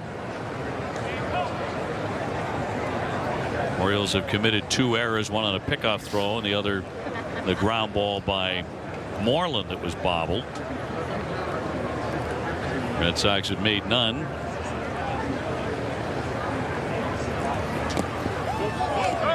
Swing and a miss, strike 3. Rasmus taken off. He gets away from Swihart, so he's going to reach despite the whiff. So they'll have a base runner at first base with nobody out, even though he struck out. Now we'll check it out again. Another pitch down in the dirt. That's a changeup down in the dirt right there, and that's a ball that Swihart has to block. That ball cannot get away. Have a strikeout and still have a guy on first base.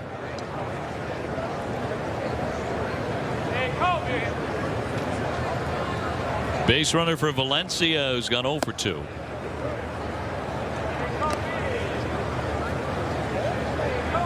So you would think that would be ruled a strikeout and pass ball rather than strikeout wild pitch, would you think?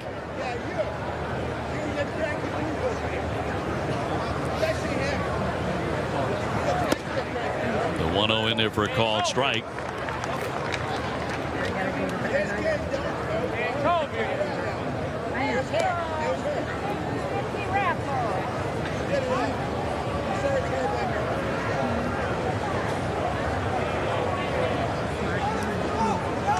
And a 1-1 from Smith. I think it's fair to say that Rick Porcello was not hit hard today. No, he wasn't. There were a lot of bloops and bleeders today. 7 of them.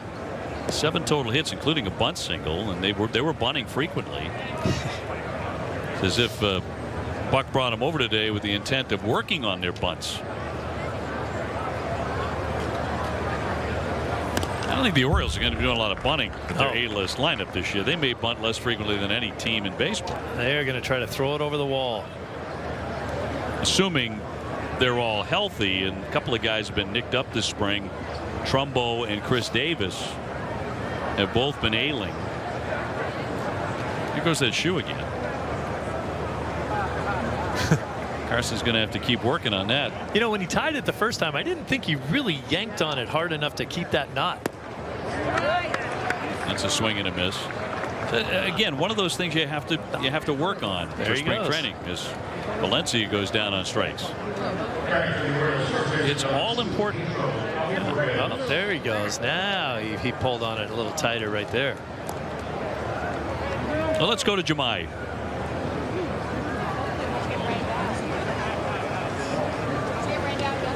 Well, Dave, about 40 VIPs inside the ballpark today. Dana-Farber patients made their annual trek to JetBlue Park in Fort Myers.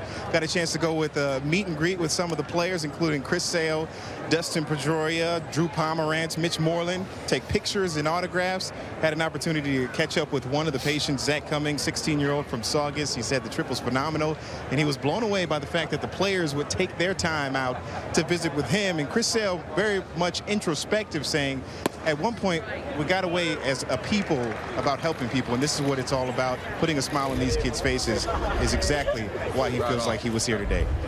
Chris Sale, Dustin Pedroia, and Mookie. Mitch Moreland as well. Wow. Those are the A-listers, too. I mean, we're talking about some of the big stars on this team giving their time right there. That's nice.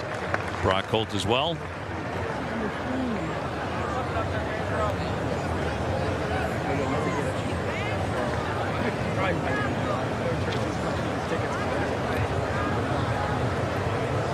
Alvarez 1 for 2 with a single as a man at first base. And Rasmus, who reached despite the strikeout. Smith has struck out the first 2 men.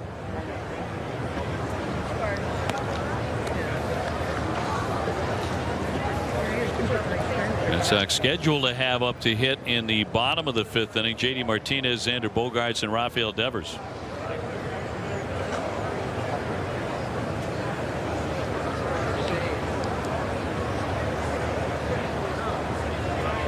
And a 1-2 from Smith. Ooh. Did not get the call there from Marvin Hudson. Smith's got a chance to strike out 4 guys in this inning. Maybe should have had number 3 right there. Right there was number 3. Watch this. Wow. And that was a pretty good job of framing by Swihart too. He's just catching it nice. I guess they had that down.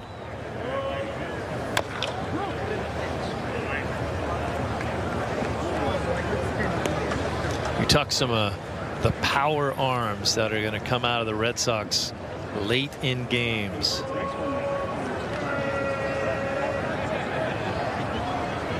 Smith, Kelly, Kimbrel when he returns, Thornburg when he's 100% healthy. Ground ball to Brock Holt. He'll feed at second base for 1 on the first, not in time. Red Sox cannot turn 2, but now there are 2 away. See, there's the interesting situation. Again, we talked about Bogarts not happy about having to be on the other side of the field, potentially with his back to a play on a double play. Now you're trying to turn a double play with your third baseman at second base. Hey, here's Holt throwing to Devers at second to try to turn the double play. Devers is a third baseman.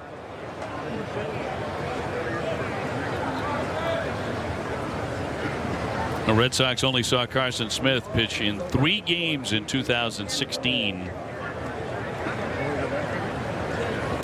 And last year at the big league level just 8, but his last full season in the majors 2015 with Seattle, he made 70 appearances. He had an ERA of 2.31, 92 strikeouts in 70 innings, and just 22 walks. It's nasty. Obviously, the Red Sox fans haven't had a chance to see it consistently. You mentioned what he was able to do last year. That's what he does. It wasn't a fluke. His numbers are off the charts good, especially the power numbers like you're talking about, the strikeouts, and we're seeing it right here in this inning. Cisco with an RBI hit. He's also been hit by a pitch. Boy, his ball just dives. It bottom falls out. Yeah, you can't see it. You can't pick it up. A funky delivery, and maybe that funky delivery led to the Tommy John, but at the same time, it has served him well. They ate him up there, and he does wind up with 3 Ks in the book for the inning, and retires the side. 4-3 Baltimore.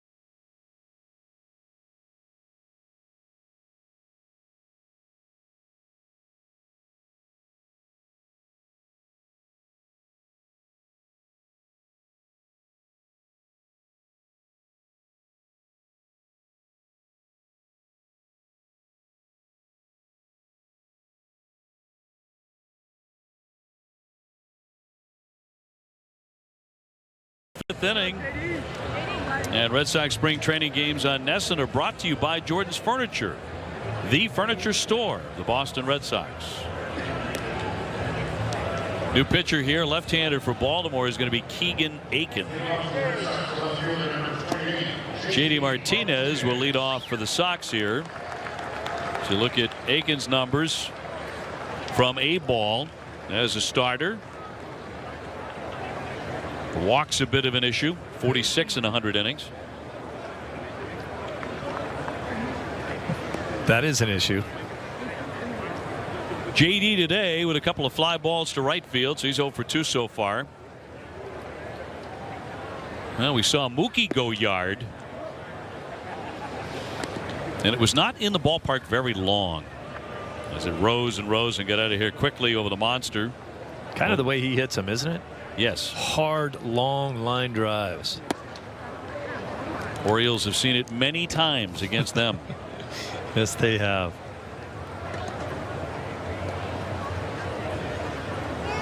Cinder Bogarts on deck, and then Rafael Devers against the lefty.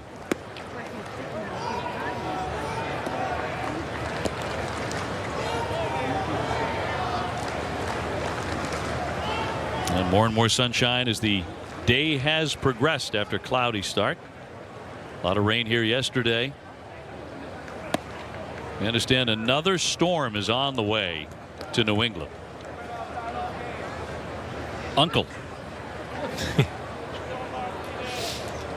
You might get a little taste of that, huh? Yeah, I haven't put the winter coat away. I'm heading home tomorrow. Actually, later tonight, be home tomorrow. Nice stab there by Valencia along the line. He straightens and throws, and he got him at first base, one away. Well, when you got a strong arm, you don't have to panic over the third base. Look to me like he dropped the ball after he backhanded it. Did the ball come out? No, maybe not. And he picked it up, and then he just casually spun around, threw it on to first base. JD not a speed merchant, but look at that. He's very calm.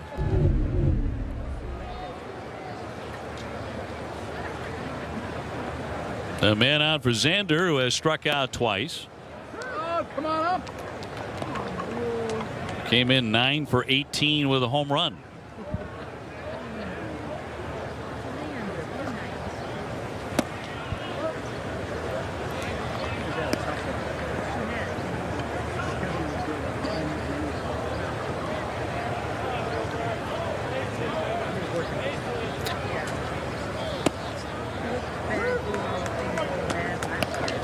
One and two.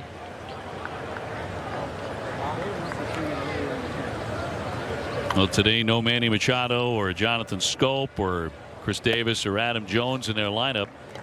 Swing and a miss, strike 3, and that's all for Xander for the third time. That is the third strikeout of the day, but a better swing. Nobody likes a hat trick. 2 up, 2 down. Devers next, credited with a double when the left fielder Presley could not find it in the sun on a routine fly ball in the 4th inning. And it would cost the Orioles a run because he'd be brought in to score on a Nunez ground out. Red Sox crept a little closer, now down by 1.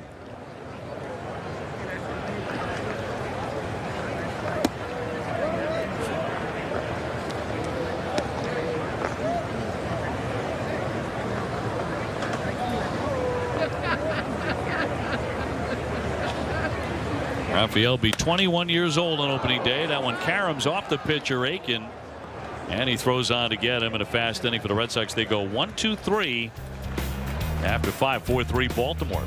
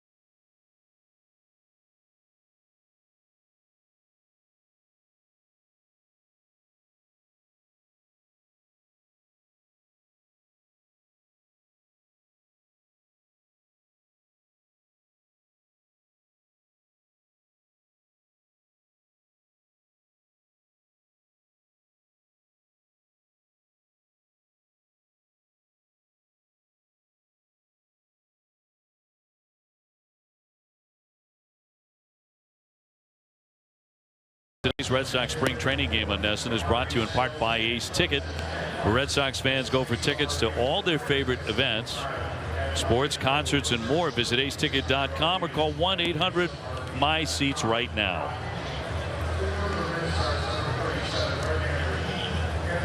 Heath Hembree will take over on the hill after an impressive outing by Carson Smith, who struck out 3.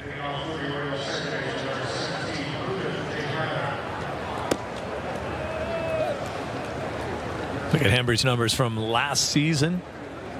62 games, 62 innings.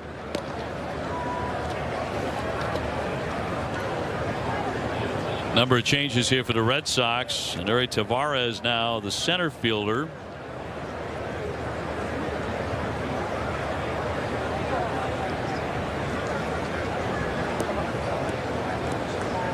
Tyler Hill is taken over in left field from Martinez. That is Rusney Castillo in right.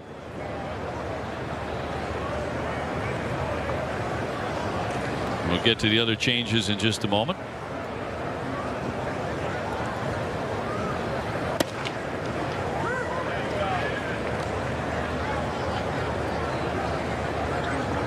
Devin Marrero now in the game at third. Zhu Wei Lin at short.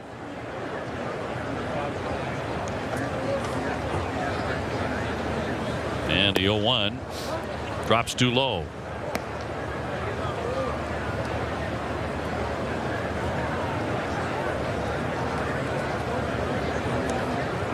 That is if you're scoring at home. And the 1-1. Tejada trying to lift and separate there, came up empty. 1-2.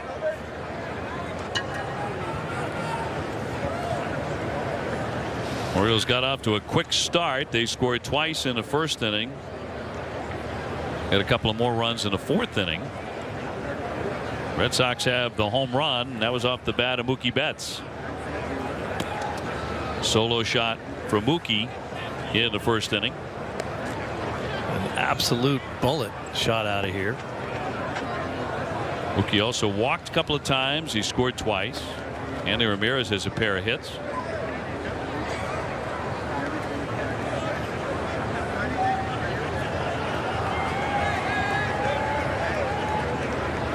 Heath Hembree with a 2-2 offering. Fly to center field, racing back Tavares all the way to the track there to run it down. One away.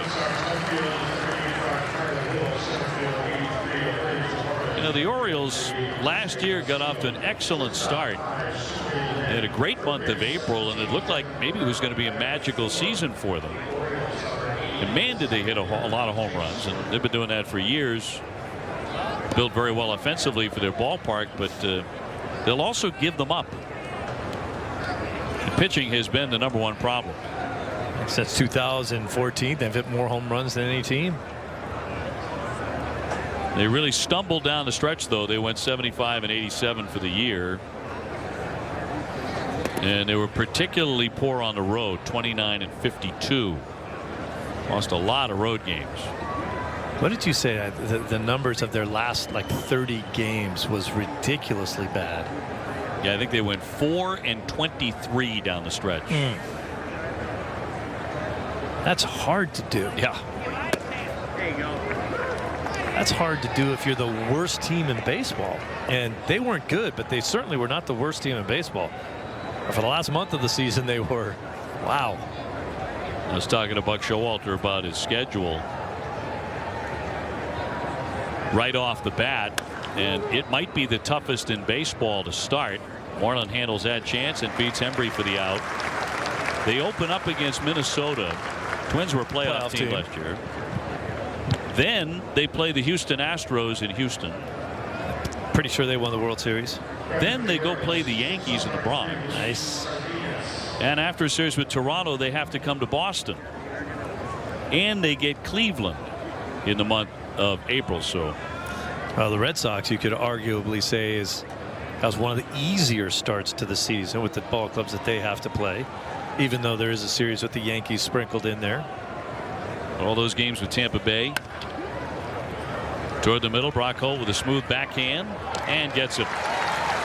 Good inning for Hembree. Gets him 1-2-3. 4-3 Baltimore.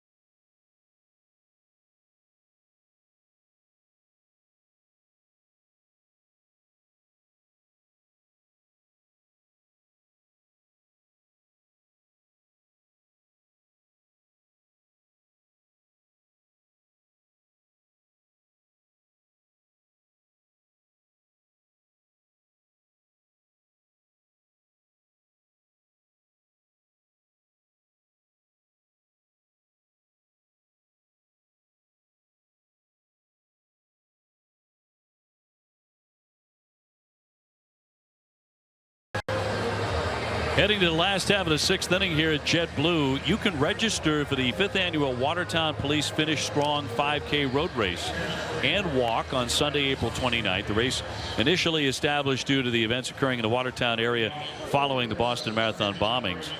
Sign up at NESN.com/finishstrong right now. Steve Lyons, Dave O'Brien with you, along with Jemiah Webster from JetBlue. 4-3 Orioles. Michael Baumann coming out of their bullpen. A ball last year, so not much experience here. Total of 41 1/3.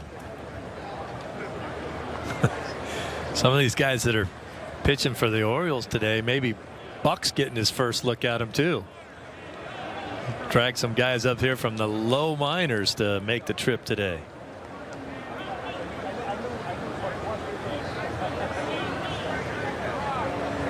Austin Wynns is the new catcher. And flick foul by Mitch Moreland, who's gone 0 for 2 today.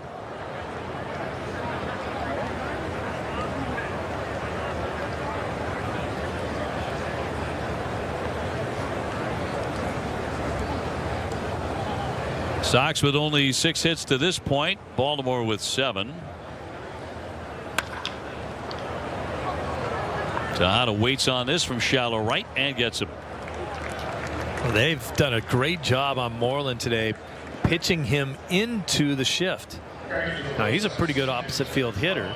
They've shifted him to the right side and then throwing him hard in, getting him to roll over or hit right into that shift.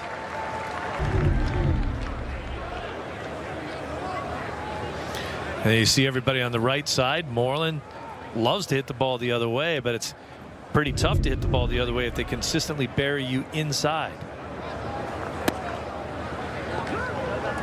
Brock Holt with his first at bat today.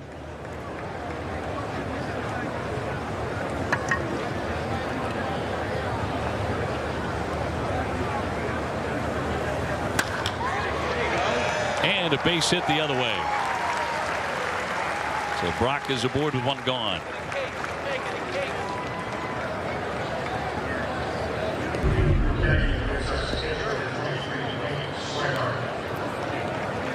Well, I like his approach.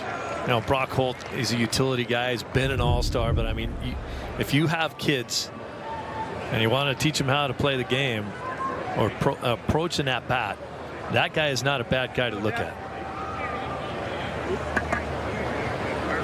He takes off. Here's the throw, and Tag's waiting, and he is going to be out at second base. So Brock Holt cut down, 2 away.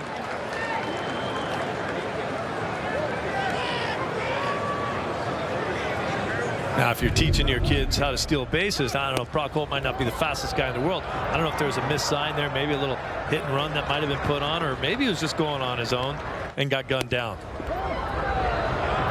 He's looking in. That's a pretty good indication that the hit and run was supposed to be on and there was a sign that's missed. And it's actually a pretty cagey slide there. It might have been safe. Again, there's no replay review at spring training. What Brock thought about that one. Throw certainly beat him down there. Fly ball into right, but not hit deep. And Rasmus with the catch. Red Sox with another pretty quiet inning.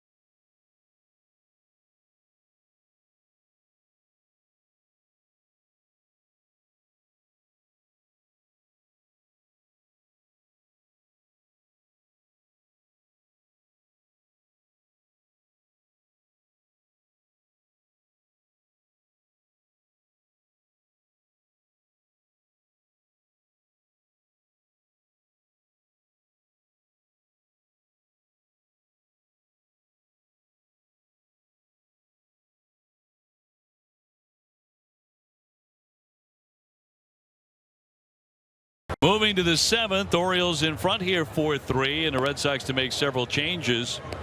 None of the starters in the game any longer, although they are going deeper into the games, getting more at bats, more innings.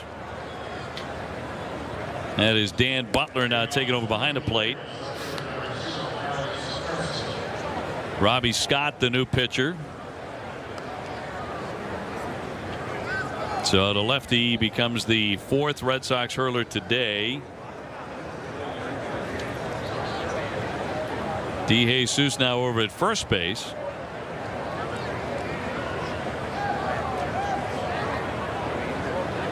I mean, 57 appearances last year, 2-1, a 379 earned run average. DeJesus taking over for Mitch Moreland. It's one of the interesting things about this ball club as far as lefties in the bullpen.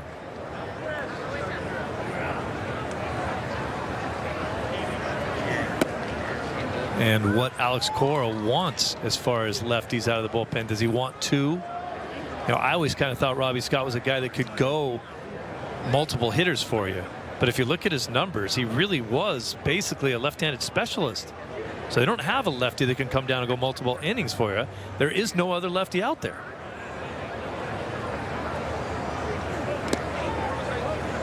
Well, the young lefty Bobby Pointer's been getting a lot of appearances. And he's looked good too.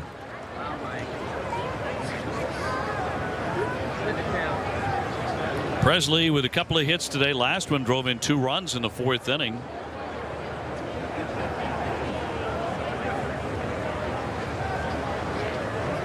Tommy Lane back in camp with the Red Sox.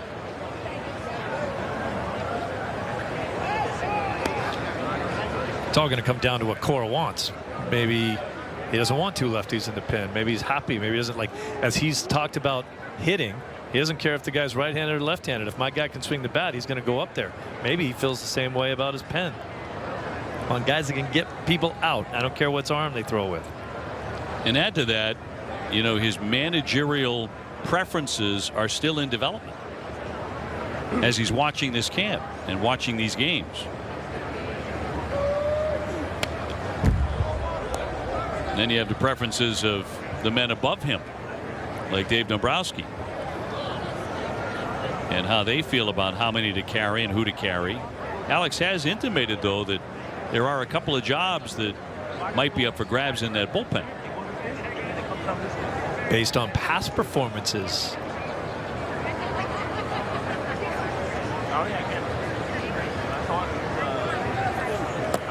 It is expected to be an outstanding bullpen. It was last year. It's going to be strike 3. It's a real backbone of this Red Sox team in their march to the division title. And I can tell you, Alex Cora certainly didn't mind that last pitch right there. That was basically unhittable. Check swing, go sit down.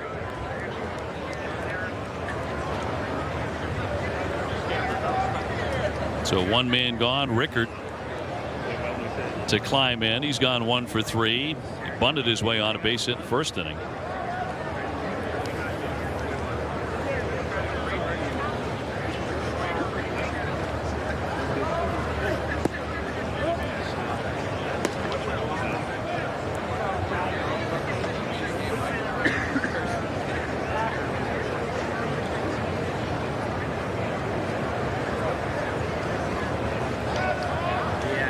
Base is empty, 1 down, and a 1-0 from Scott. Talk about Craig Kimbrell, who of course is off with his family and attending to the health of his little girl. But you talk about the year that Craig had last year. I'm not sure it's gotten all the play it deserved, because he was astonishingly good. Struck out 49.6% of the batters he faced. Kimbrell fell 1 punch out shy of 50%, which would have been the 3rd such season in the history of the major leagues. And he had at least, I want to say, 2 immaculate innings. Rick Porcello had one too, which is pretty rare in baseball. 9 pitches, 3 strikeouts. You got it. Nothing but strikes. That's all Scott's doing right now, is that one's in there. Well, don't play it umpire Marvin Hudson rung him up. That was strike 2.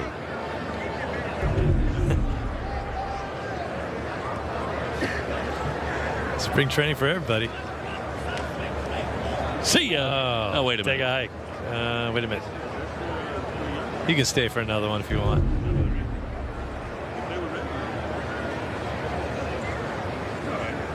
Well, Scott trying to make it back-to-back Ks here.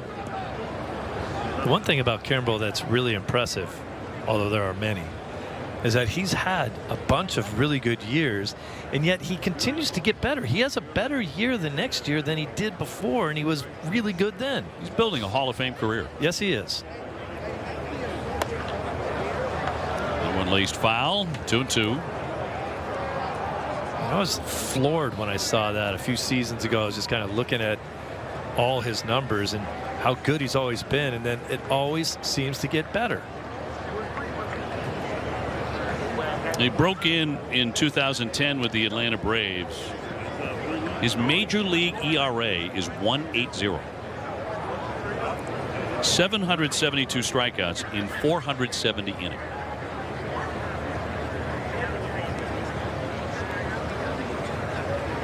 Two. Ball 3. Last year, 35 saves, a 143 earned run average. He's had a 50 save year. And now, at some point pretty early in the season, he's going to go over 300 saves. He has 291.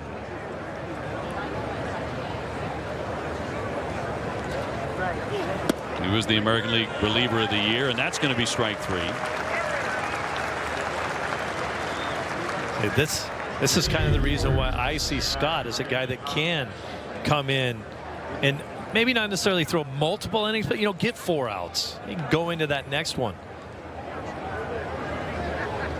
He's proven he can get righties and lefties out. Red Sox Nation members can get loyalty points every time they attend a game at Fenway Park and watch away games on NESN. And they can use those points to redeem items like autographs, memorabilia, and a lot more. Visit RedSoxNation.com to sign up today.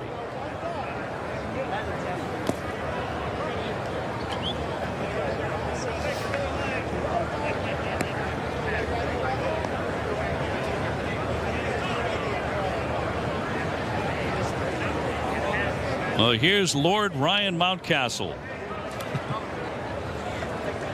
Do you think that'll stick? Well, you didn't do the accent. If you did the accent, it'll stick. Ladies and gentlemen, now batting, Lord Mountcastle.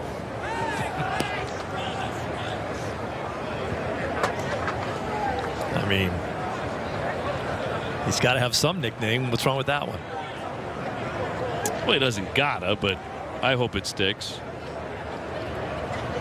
See if we can get Jim Hunter on that, Orioles broadcaster. We can get a little credit. He can swing the bat. Yeah, he can definitely swing the bat. He's having a tough time finding a position. They have him at first and third. He's struggling a little defensively at this point.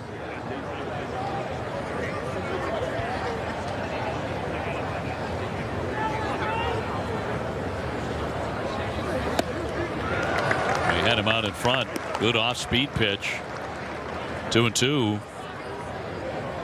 Well, Carson Smith struck out 3 men in the 5th inning, although one of them reached. And now Robbie trying to do it here in the 7th.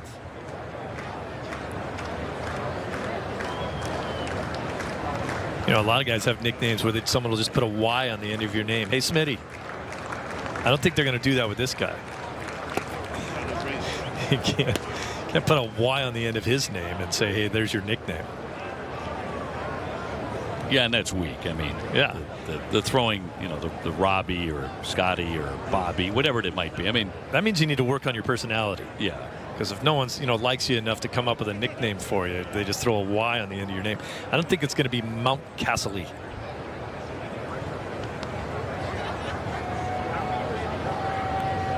(3-2).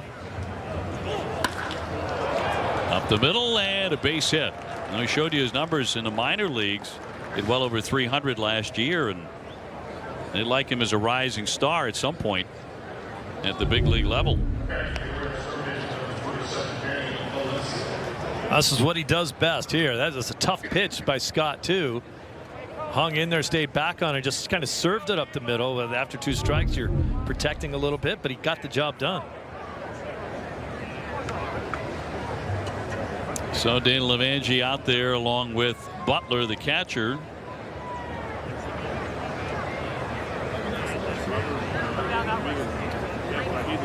The Orioles do not have an extra base hit all day. Every one of their 8 hits is a single. Lots of soft liners.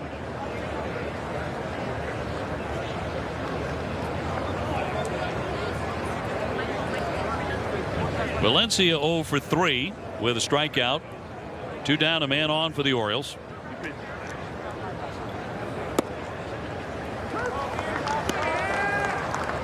Now nothing but sunshine on the diamond. Certainly not the way the day began, but it is going to end well. Turned into a beautiful day. A few more clouds in the sky than we've been used to seeing. Saw a lot of those clouds yesterday and the drizzly rain.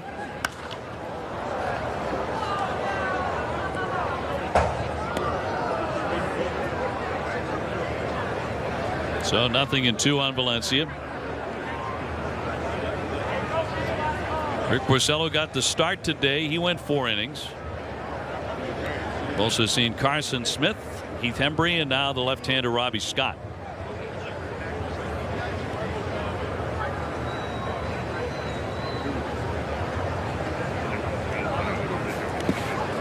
Breaking ball down to the dirt. Good stop by Butler to keep that runner at first base.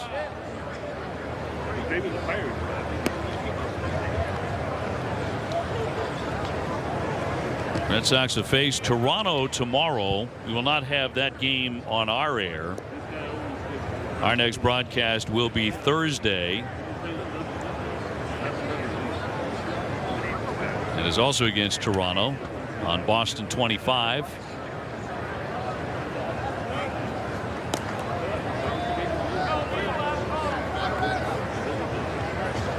And in between on Tuesday, the final off day of spring training. One of the 2 dates. Get some lined up?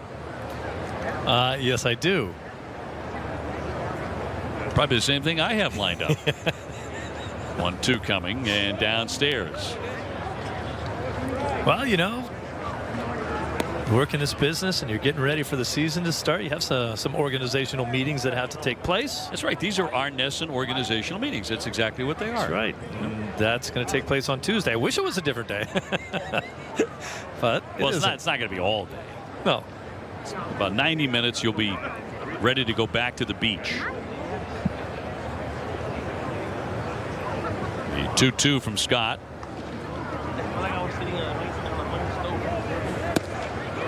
Tried that corner, but he missed, according to Marvin Hudson. Been a little tight with that plate from time to time. Got to throw it up in the zone. He likes that.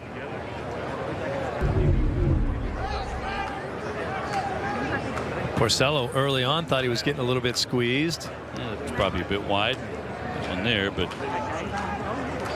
close. 3-2, and he does walk him. So that's going to put a couple of men on after he struck out the first 2 batters, a single and a walk here. Yeah. They're going to run for Valencia. But Alvarez will hit for himself here. He's gone 1 for 3 on the day with a single. It's Ryan McKenna.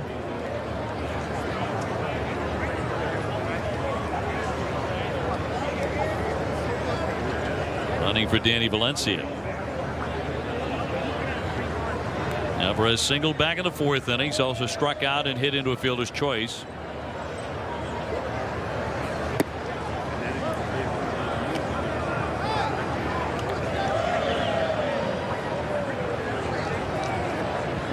Alvarez took a good look at that pitch. It wasn't fooled by a nasty breaking ball there, so put that in your memory bank.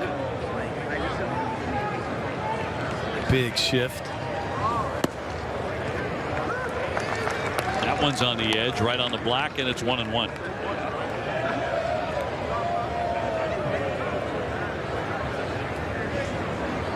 Mountcastle at second, and McKenna now the runner at first. 2 down. Red Sox with a shift on. With Brock Holt, the man in the shotgun out there in right. Here's the 1-1. That's right through there. But not a Swiftie. You are literally going to wait till the season. I told you it's special. It's a season phrase. You can't.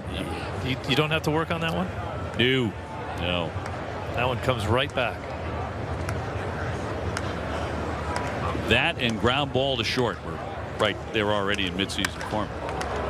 I popped to center. A little bit of a carry on it, but Tavares is out there battling the sun. He has to dive to make the play, and he hangs on. Otherwise, 2 runs would have scored. Wow, that got dramatic. That sun is brutal. Middle of the 7th, and the Orioles lead it 4-3 on the Sox.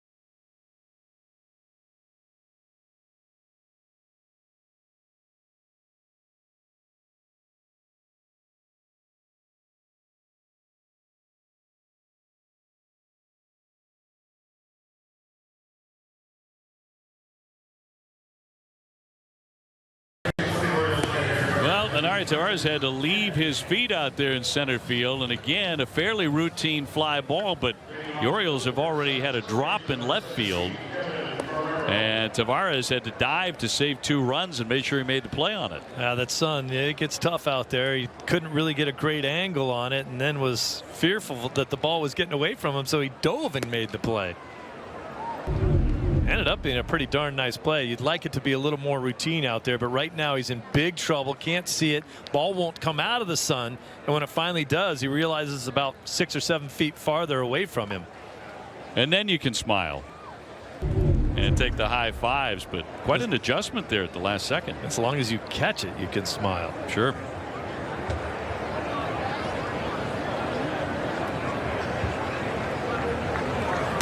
So here's Marrero.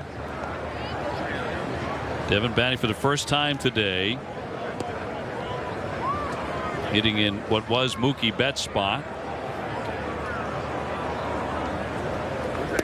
Mookie cracked a bullet of a home run and also walked a couple of times. Mountcastle taking over at third.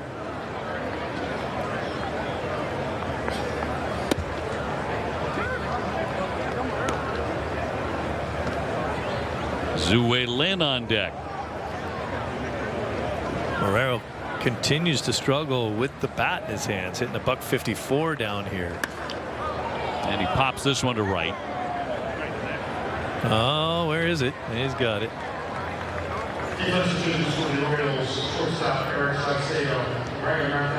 Rafaela taking over in right field, getting into those high numbers now at this stage of the game.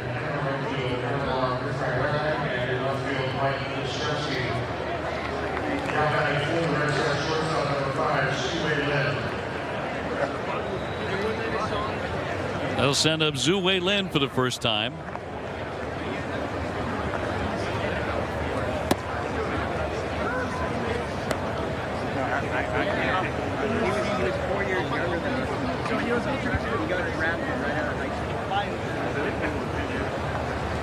McKenna came on a run for Valencia. Now in center field. And Mike Yastrzemski in left. It's a familiar name, isn't it? Little roll foul that caught a piece of Lin's foot.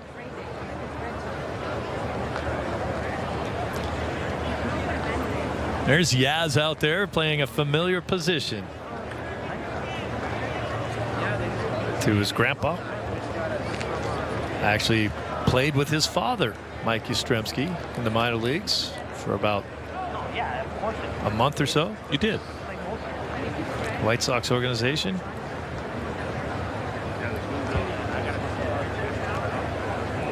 Great to see a Yaz in the outfield. And Lin won't be tempted. What I'd really like to see is him, if he gets an at bat, the reaction of the crowd when his name is announced. Well, when his name was announced going into left field, he got some nice applause a moment ago, but and when pop foul on a play by Lin.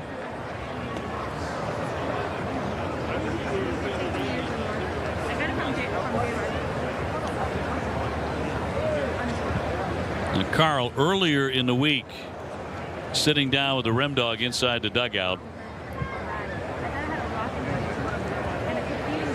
which is a familiar sight when they're both here. A couple of great friends. And talking hitting.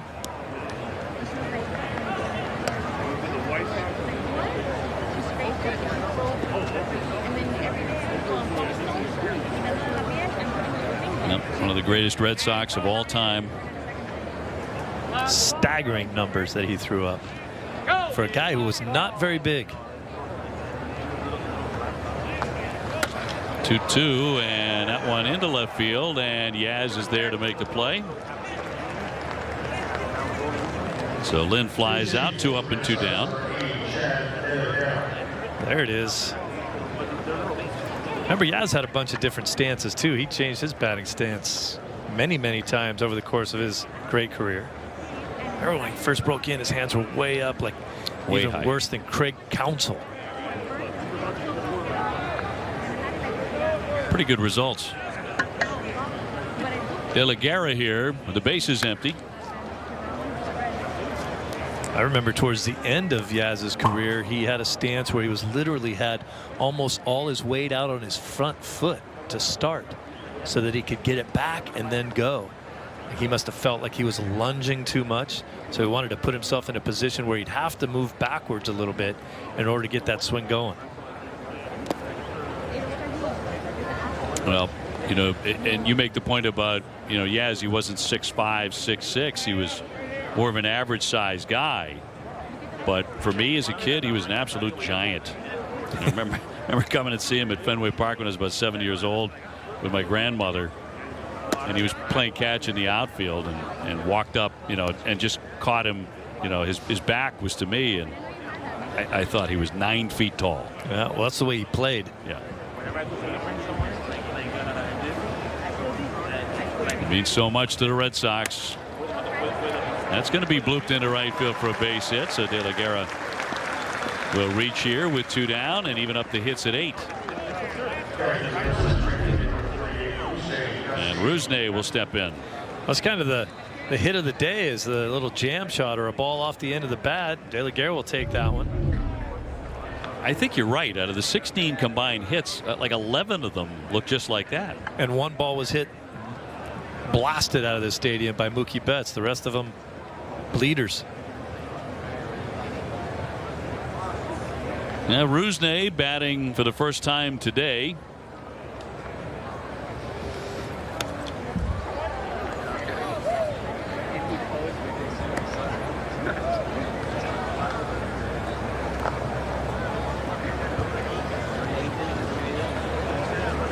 Is he in an unusual spot for a minor league outfielder?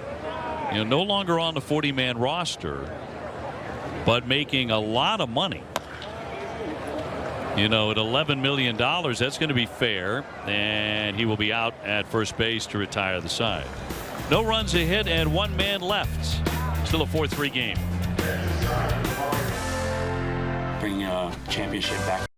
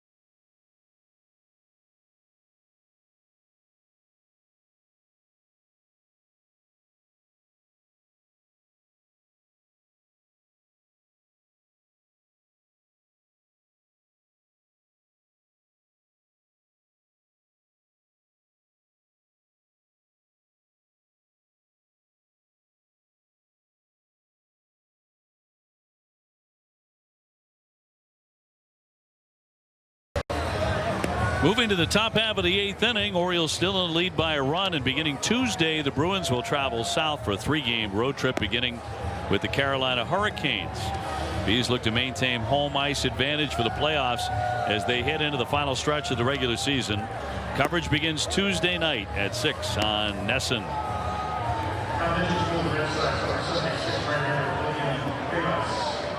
William Cuevas will take over on the mound now for the Red Sox. And we've seen guys who will be in the bullpen in all likelihood, and starter Rick Porcello. So now getting deep into the contest, and Cuevas will get a chance to take on the Orioles.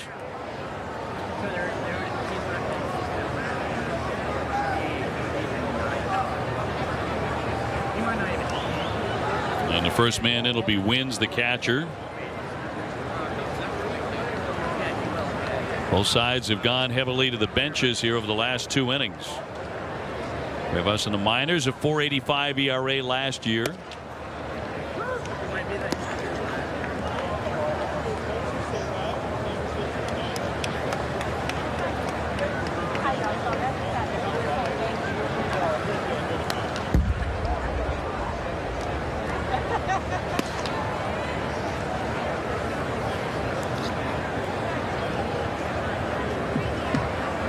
Yastrzemski on deck.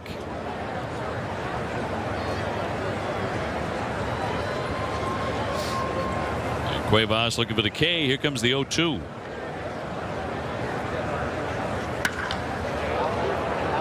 Launched into right field, racing back Castillo, and reaches up to make the play.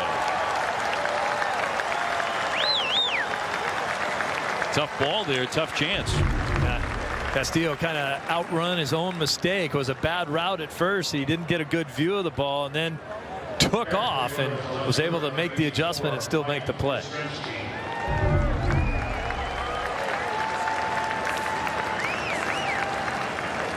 Now Mike Yastrzemski just announced to the crowd here to warm applause and some surprised reactions. Yeah, they're like, who?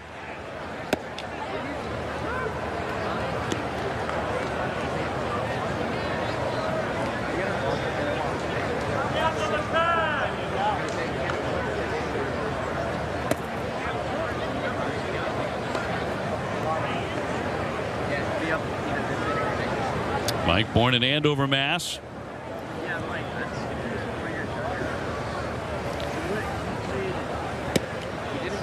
You come down and go to one of the Florida schools. Oh, his dad was out of Florida or Florida State. He attended St. John's Prep in Danvers for a while. And a line shot for a base hit into right field. So Yastrzemski is aboard. Got about 3,000 more of those to catch up with his grandpa. See if he looks like the old man there with the swing. That's pretty good. Good looking hack.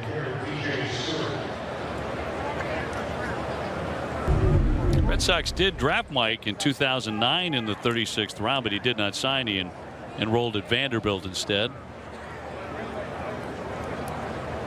When you're a really good student, you can do that. And your SAT scores are in line. Another floater toward right field, dropping quickly, but it'll fall foul.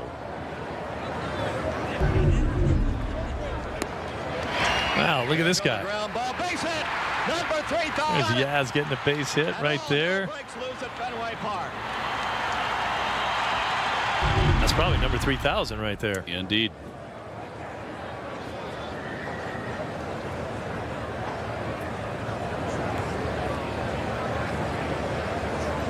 Yaz always looked like he was swinging about a 40-inch bat.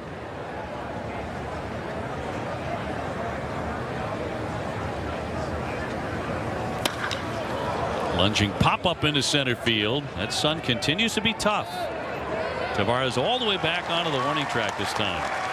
Runner tagging up Yastrzemski into second base. He's going to dive headlong and get there. So 2 down and a man at second for Baltimore. Good heads up base running there by Yastrzemski, but also risky because of the fact that there's been so much trouble catching the ball in the outfield. If that ball dropped in, he would have had a tough time hustling in second base just to be safe. There's Yaz tagging, and here he comes.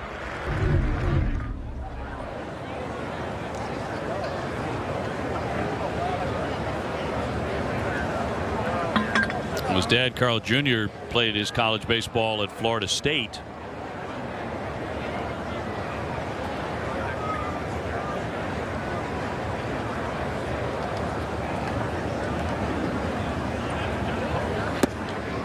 So man at second. William Cuevas, the batter, or the pitcher here for the Red Sox, with a man at second and 2 down.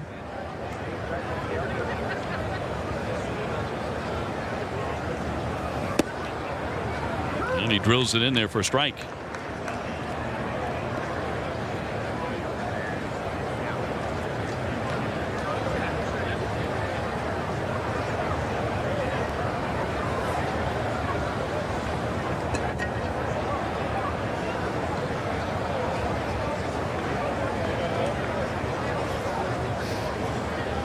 And Cuevas with a 1-1.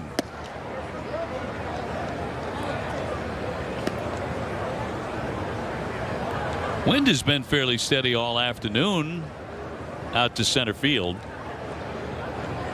And that, in combination with the very bright sky and the sun, has made it tough, particularly for the center fielder and the left fielder. Yeah, pretty good example. That last ball hit by Stewart was not a very hard hit ball, and yet it drifted all the way out to the warning track in dead center field.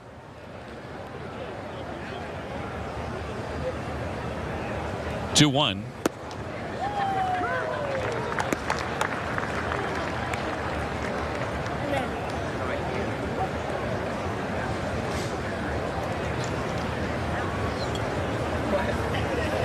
Yastrzemski at second.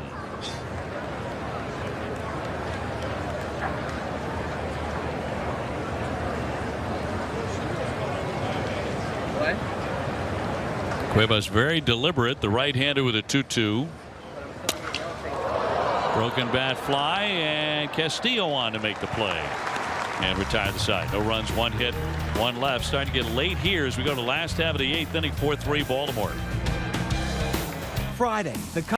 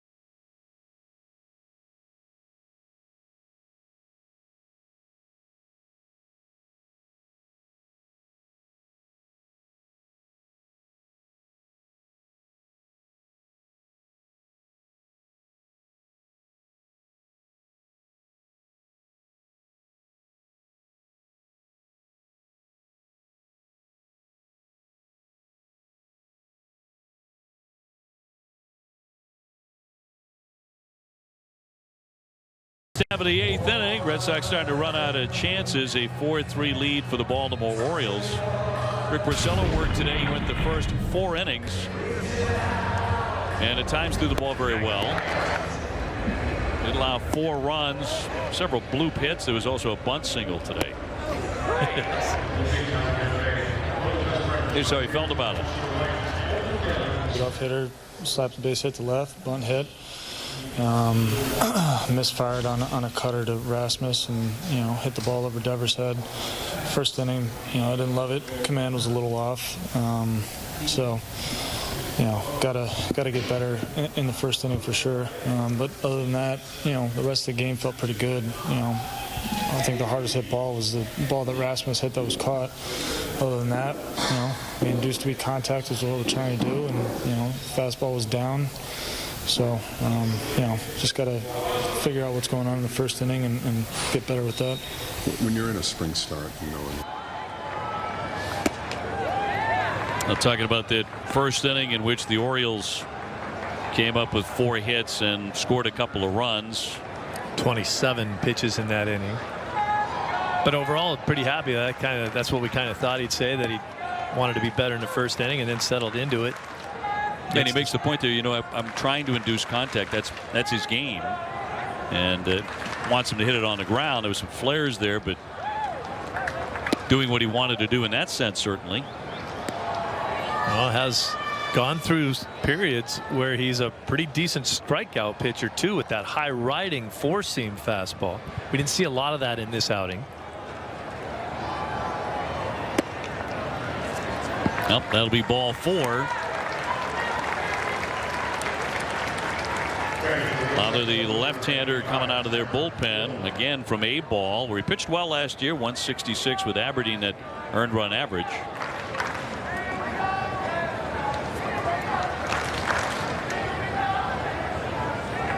But he puts on Tavares, and that'll bring up Hill.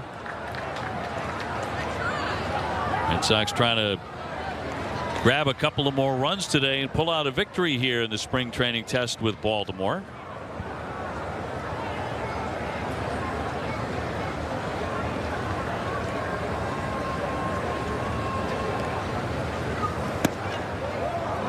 Whoops. That'll miss. His body took a bad hop there. He just threw that pitch and fell down. I don't know if he caught a cleat or it slipped out from under him.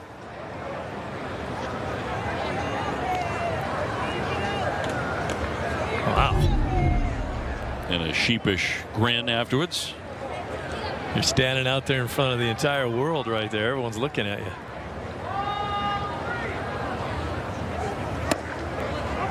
Hill looks at a strike.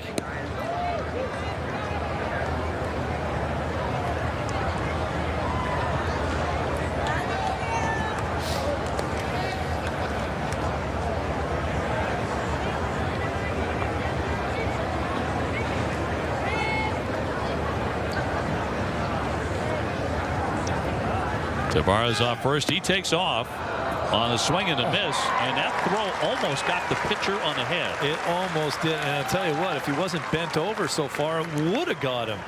Keep your eye on the throw from the catcher here on this play as Tavares slides in safely on a throw that was nowhere near getting anybody out. Watch the pitcher. Whoa! Man, that is too close.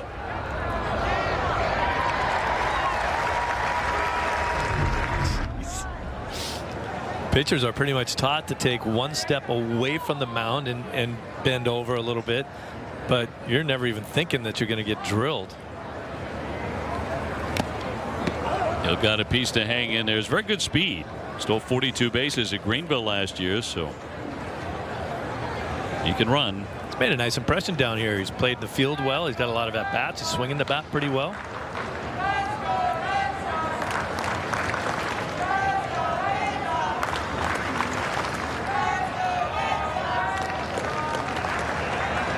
Tavares at second, nobody out. Red Sox with a tying run on. Yesterday's game washed out in the third inning. And none of those stats will count. A 10-3 score at the time. Red Sox were on the short end. Much cleaner game today.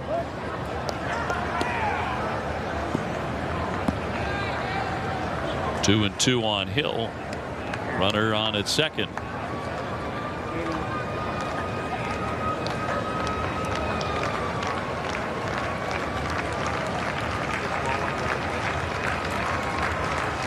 Father says yes, and a 2-2. Another flare, and that'll be caught. One man gone. Today's Red Sox spring training game on NESN brought to you in part by Ace Ticket, where Red Sox fans go for tickets to all their favorite events, sports, concerts, theater, and more. Visit aceticket.com or call 1-800-MY-SEATS right now.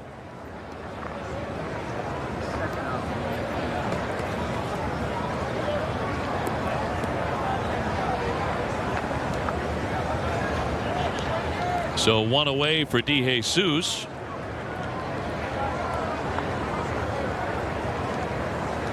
Base hit could tie it. Brock Holt on deck. Jesus has had a pretty darn good spring down here. He's gotten a lot of opportunities to play a bunch of different positions. He's hitting .357. This will be his 29th at bat of the spring. Now there it says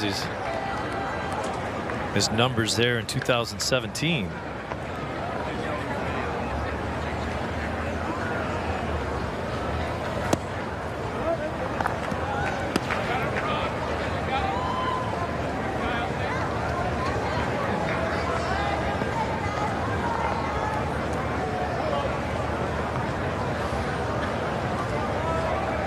DeJesus, 30 years old. He's been with the Dodgers, Cincinnati, previously with the Red Sox in 2012. Right-hand hitter from Puerto Rico.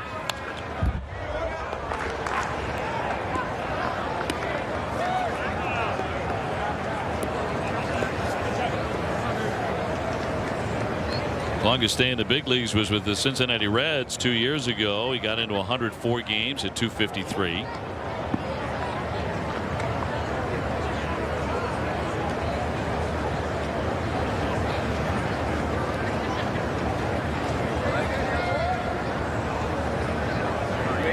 Two coming.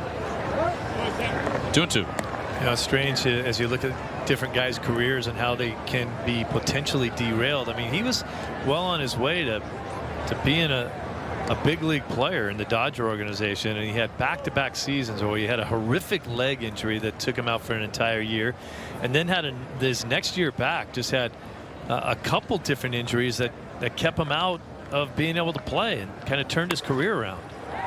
Chopper took a shot at first base there. Still 2-2.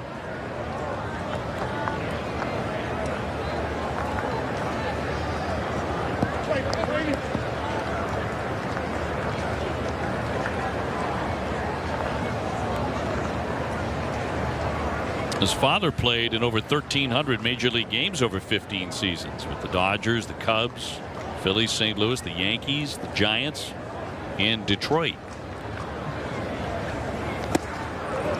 Swing and a miss, down he goes. And 2 out for the Sox. Red Sox giveaways returned to Fenway in 2018, including player bobbleheads, gnomes, and a lot more. For tickets and information on the entire 2018 giveaway lineup, you can visit redsox.com/promos. So it's up to Brock Holt to bring in the run. If Brock can do it. He did single his last time up, which was his only at bat today, and he was also caught stealing on a play that we would have liked to have seen again on review, but that's not available in spring training. Even though the throw beat him by a lot. Yep, these days you've got to put a tag on him. And these tag guys might have been late. So creative with the way they slide now. Ooh, that one drills him. Kind of on the fingers. See if Brock's okay here. Trainer will come out, check on him. He's in some pain. See if we can see where this gets him.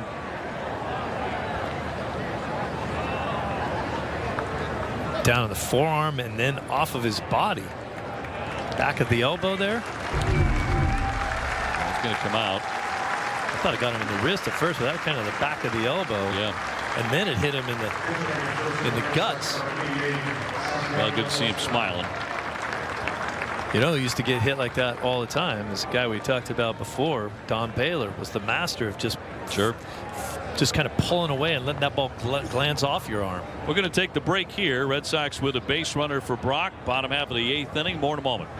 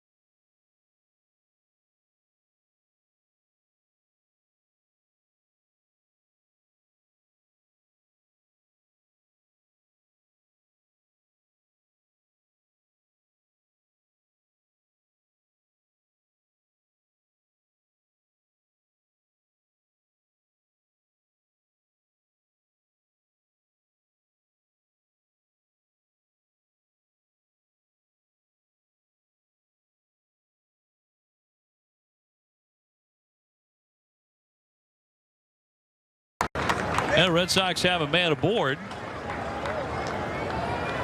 I have a couple of men on first and second for Dan Butler, and today's Red Sox spring training game brought to you in part by Ace Ticket. Sports, concerts, theater, and more. Visit aceticket.com or call 1-800-MY-SEATS right now. And Butler will be the hitter. Dan Butler took over behind the plate. Blake Swihart got the start today. He got himself another hit.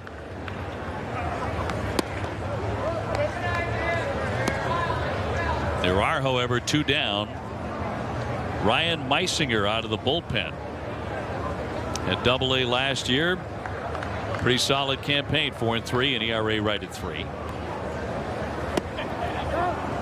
Did he offer? He did not.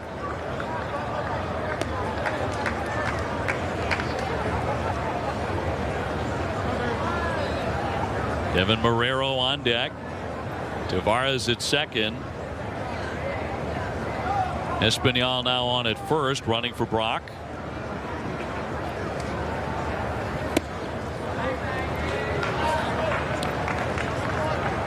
Count goes to 3-0 on Butler.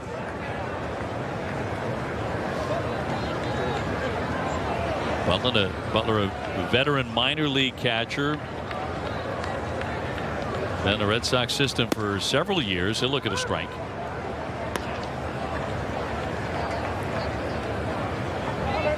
Finally got that September call up one season a few years ago.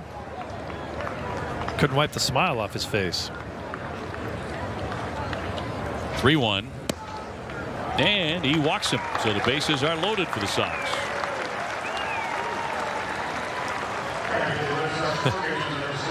That can be a key at bat in this inning, but at the same time, Butler's hung around all day long, finally gets to get into the game, and then walks.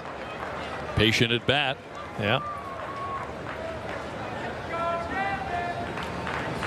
So Marrero trying to be the hero today and get the Red Sox into the lead, which would be for the first time this afternoon.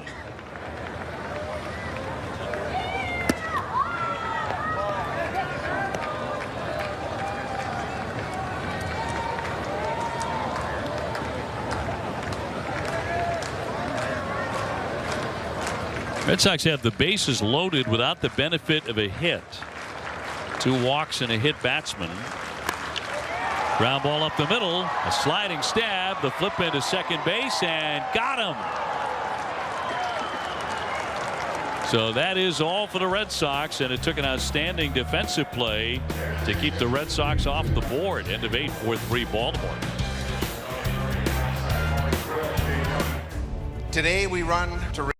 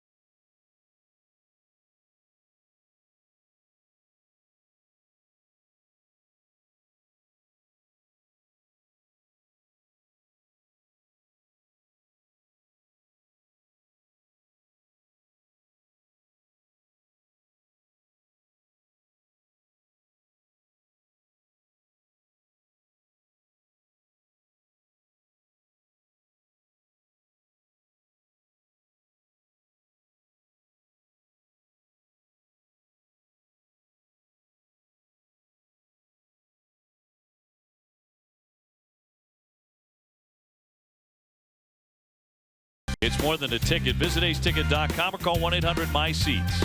By Jordan's Furniture, the furniture store of the Boston Red Sox. And by Old Dominion, the official freight carrier of Major League Baseball and the Boston Red Sox. There's a happy Gator. Top of the ninth coming up. Red Sox just missed a chance, barely, on an outstanding defensive play by the Orioles up the middle to take the lead. Seems like that's the way it's going for Devin Marrero this spring too. He's had a rough spring, comes up with the bases loaded, maybe a chance to drive in a couple, take the lead, make a great play on him diving up the middle, and a little bare hand flip to second baseman to make the out. It just seems to be like you can't buy one, you know. You see the numbers there on Edgar Jimenez in the minors last year. He works the ninth. Comes the sixth Red Sox pitcher to throw in this one. Espinal, who came on to pinch run for Brock Holt, he takes over at second. So the Red Sox have had 3 different second basemen today. Well, you got to figure Brock Holt probably would have finished it off if he didn't get drilled. And I think had it been the regular season, he's staying in that game. Yes. No reason to push it here in the spring. Go get some treatment. It did look like it hurt, though, huh? It did. It wasn't. I caught him in 2 places. Yes, it did. Ricochet.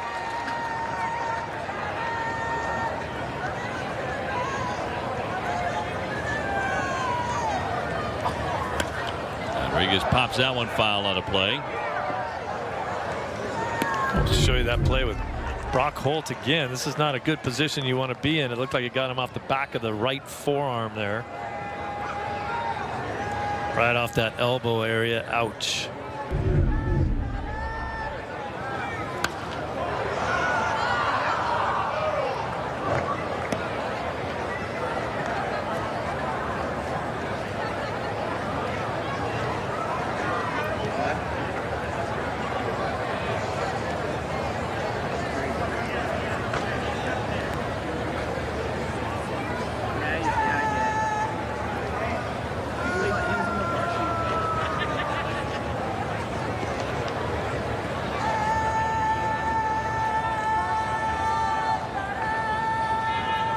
And Jimenez with a 1-2. Flying into right center field, dropping quickly. It will fall in for a base hit. Cut off by Tavares. So Rodriguez dunks in a single. And that is 10 hits now for the Orioles and not a single extra base hit. Well, that ball wasn't hit hard either. Look at this windup, how quick he goes sometimes. Playing him to pull. That ball drops in.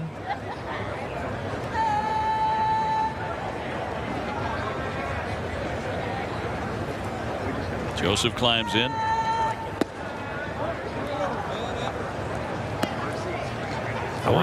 The Orioles did not bring, Steve, exactly a star-laden roster today here. No Adam Jones or Chris Davis or Mark Trumbo or Jonathan Scope, among others. What is the, I don't know if it's a written rule or sort of an unwritten spring training rule that you're supposed to bring, what is it, 3 or 4 potential starters on any one of your trips? Is it 4? You know, I thought you had to bring at least 3, but what you say is a starter, that's open to debate. What, Colby Rasmus? Base hit into right. Joseph is on. That'll put runners at first and second, back-to-back singles. Orioles trying to lengthen the lead here in the 9th inning.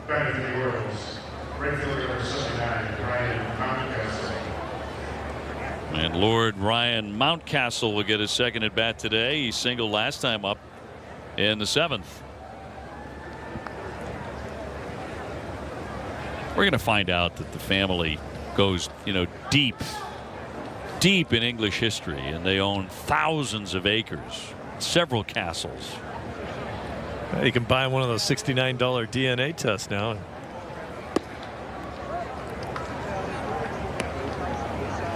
Figure out his whole family.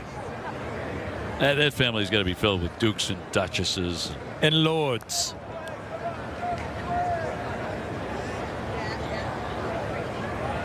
To a board with nobody out, and a left-hander looking for a double play ball. Sent a high fly into right field, driving back Castillo, racing all the way back to the track, and that one gets out of here. That's a 3-run shot from Mountcastle. All kidding aside, he can hit. He has done that in the minor leagues and flashing some power here for a 3-run shot in the 9th inning. Well, you can say what you want about the balls that have been hit up into the air here, and they're blowing all the way to the wall, but everyone's got to play in the same ballpark, and he hits it right into an area this ball's going to carry. It's a good-looking off-field swing. Look at the extension he gets through that. It's a good-looking young hitter. They're just trying to figure out where he's going to play, and that ball just sails right out of here. Just kept going and going. That is the direction the wind has been blowing today, too, and everything's carrying there. Yep. But he hit it very well. And the Orioles are out in front now, 7-3.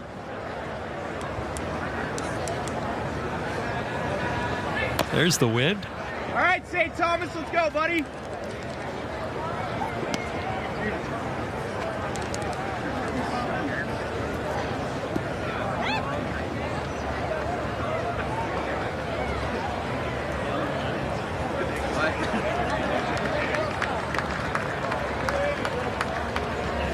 So 3-run night so far for the Orioles. Still nobody out.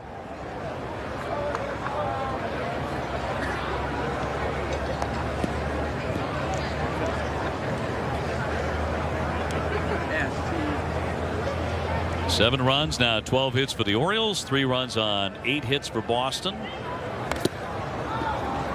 Let's go, STA.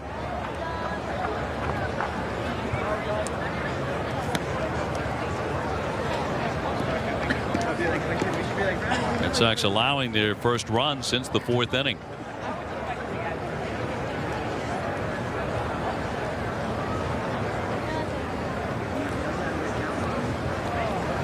And Jimenez fires, and he'll miss downstairs.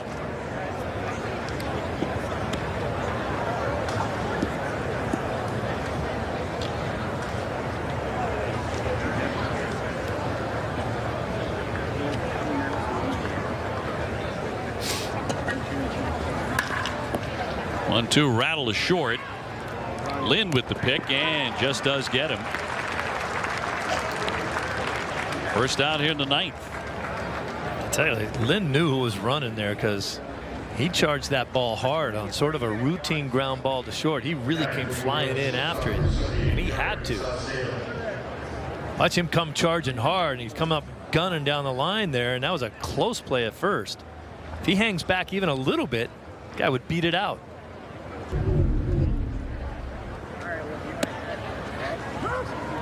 Good breaking ball in there for strike one on Salcedo.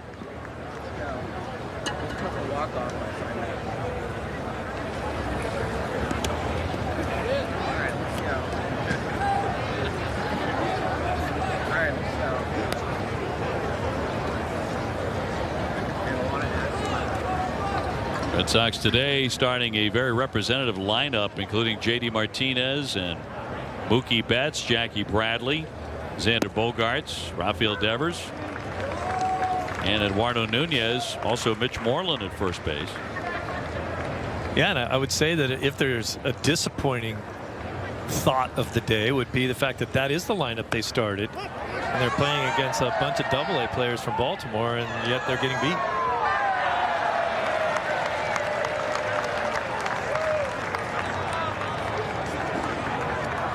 It's been a while since any of them were in the game.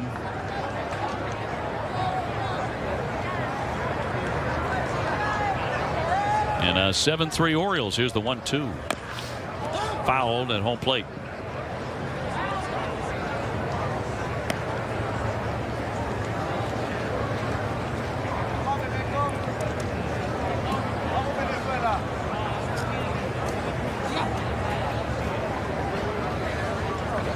A lot of the fans have headed for the exits here over the last inning or so.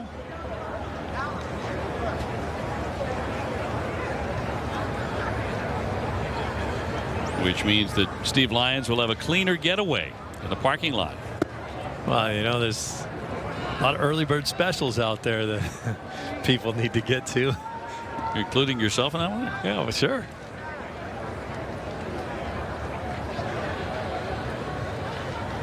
The 2-2. Breaking ball popped him up. Lynn on the grass. 2 down. Got to get to the all-you-can-eat ahi tuna bar. Actually sounds pretty good. Sure does.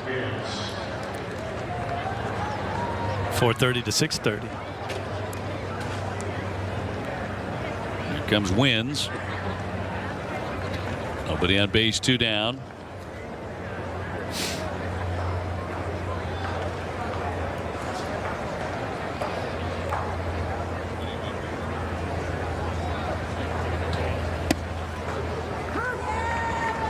This game did take a serious downturn in speed over the last few innings. I was looking at my watch a while ago thinking we were threatening to play a game in fewer than 3 hours, which would be a novel concept down here in spring training.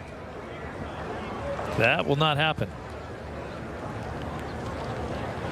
I probably jinxed it. Just by looking at your watch? Yep. Just to see what time was up. That's not good.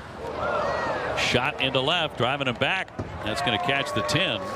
And carry him back to Hill. He does a nice job holding him to a base hit. A solid throw in. But that is the 4th hit in the inning. And frankly, one of the hardest hit balls all day. Yep, now they're starting to hit it a little bit harder. I'll tell you, this was a play where Hill in the outfield, good swing there, and Hill playing this ball off the wall. When it first went over his head, I thought he might have a chance to reach up and grab it. And then look how high it ends up hitting off the wall. He had no chance at that ball.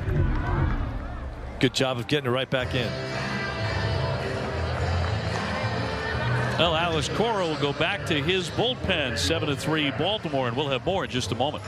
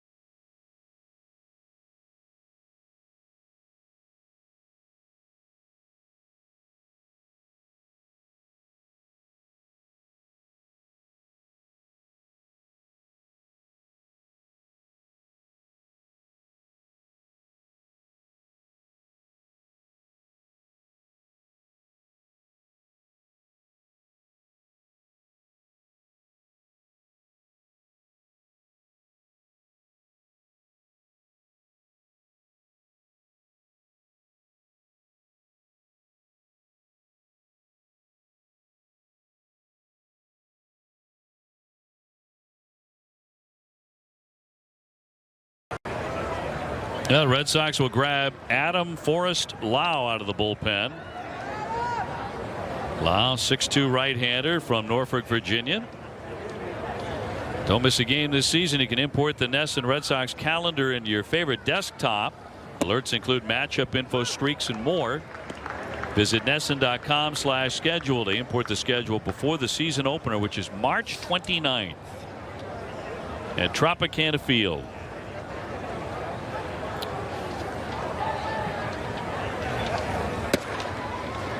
Some guys can really blossom and surprise you. A guy like Adam Lau here, he's pitching in a big league game in spring training. 2015 was the year he got drafted. There were literally 1,100 players drafted before him. Here he is. And strikes out the only man he'll face. But 3 runs in, now 7-3 Baltimore in the ninth.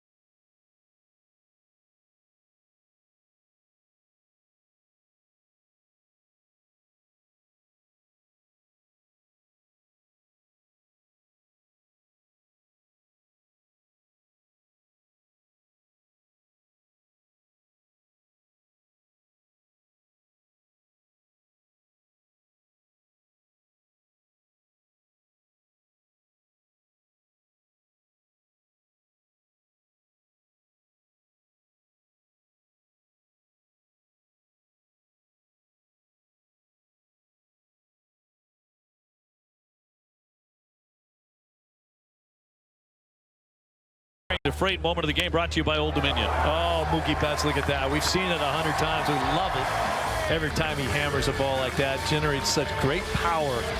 That little cocking action that he does before he swings, and then a lot of leverage out of a little guy. That ball was, what was it? Hammered. It was crushed out of here. Bottom of the ninth coming up here. Red Sox trailing 7-3. They've been out hit 13-8. See, I like the way you do that better too. Yeah, there you go. Zue Lin leading things off against big number 98.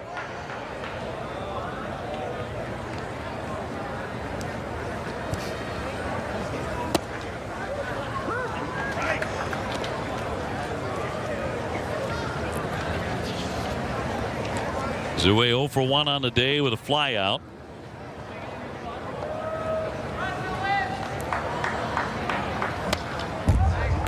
Meisinger into his second inning.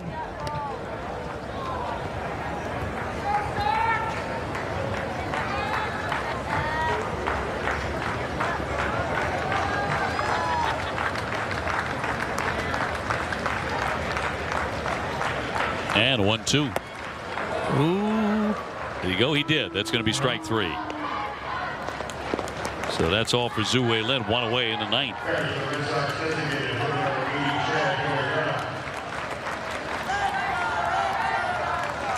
And Chad De La Guerra will be next. He singled his last time. Lin will be thinking about that swing right there when he lies down to go to bed tonight, going, "What? Why did I try to hit that pitch?"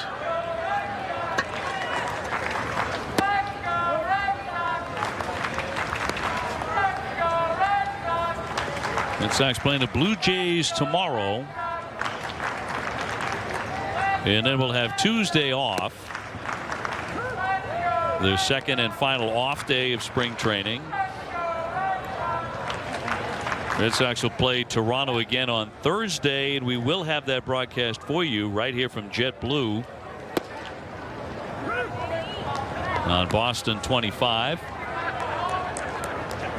All the Thursday afternoon games here in spring training on Boston 25.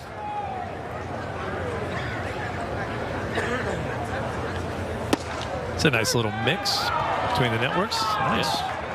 Good relationship. In there for strike 3. So 2 fast outs here in the Red Sox bottom of the ninth. To Rusney Castillo to keep it going. De La Guerra did not like that. Let's see where the pitch location is here. Thought that was in off the plate. Where the catcher wanted it, and look where he tried to catch it. He had to reach all the way across the plate. Generally, they won't give you that pitch if that happens, but it's late.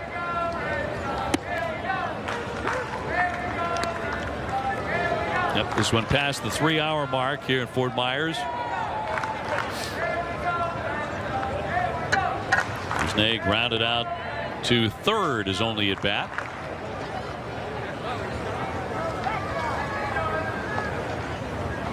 And the 0-1. Now the game really turned in the ninth inning on the 3-run homer by Lord Mountcastle. Good looking young hitter for the Orioles.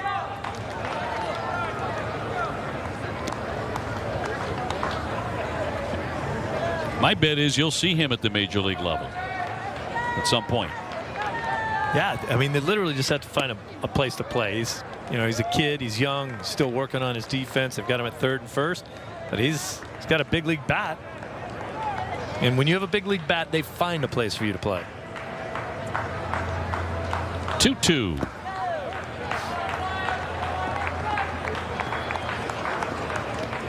Meisinger trying to strike out the side here in the ninth. Certainly the highlight for the Red Sox today was the home run by Mookie Betts in the first inning. Andy Ramirez had a couple of more hits. High fly in left center that should do it. Sun's been tough today, but McKenna puts it away, and that's the ball game. 7-3 the final score here today. Red Sox now 8-8-1 for the spring. The identical record of the Baltimore Orioles. my partner Steve Lyons, and for Jemai Webster, I'm Dave O'Brien. Thanks for joining us, and we'll talk to you again on Thursday.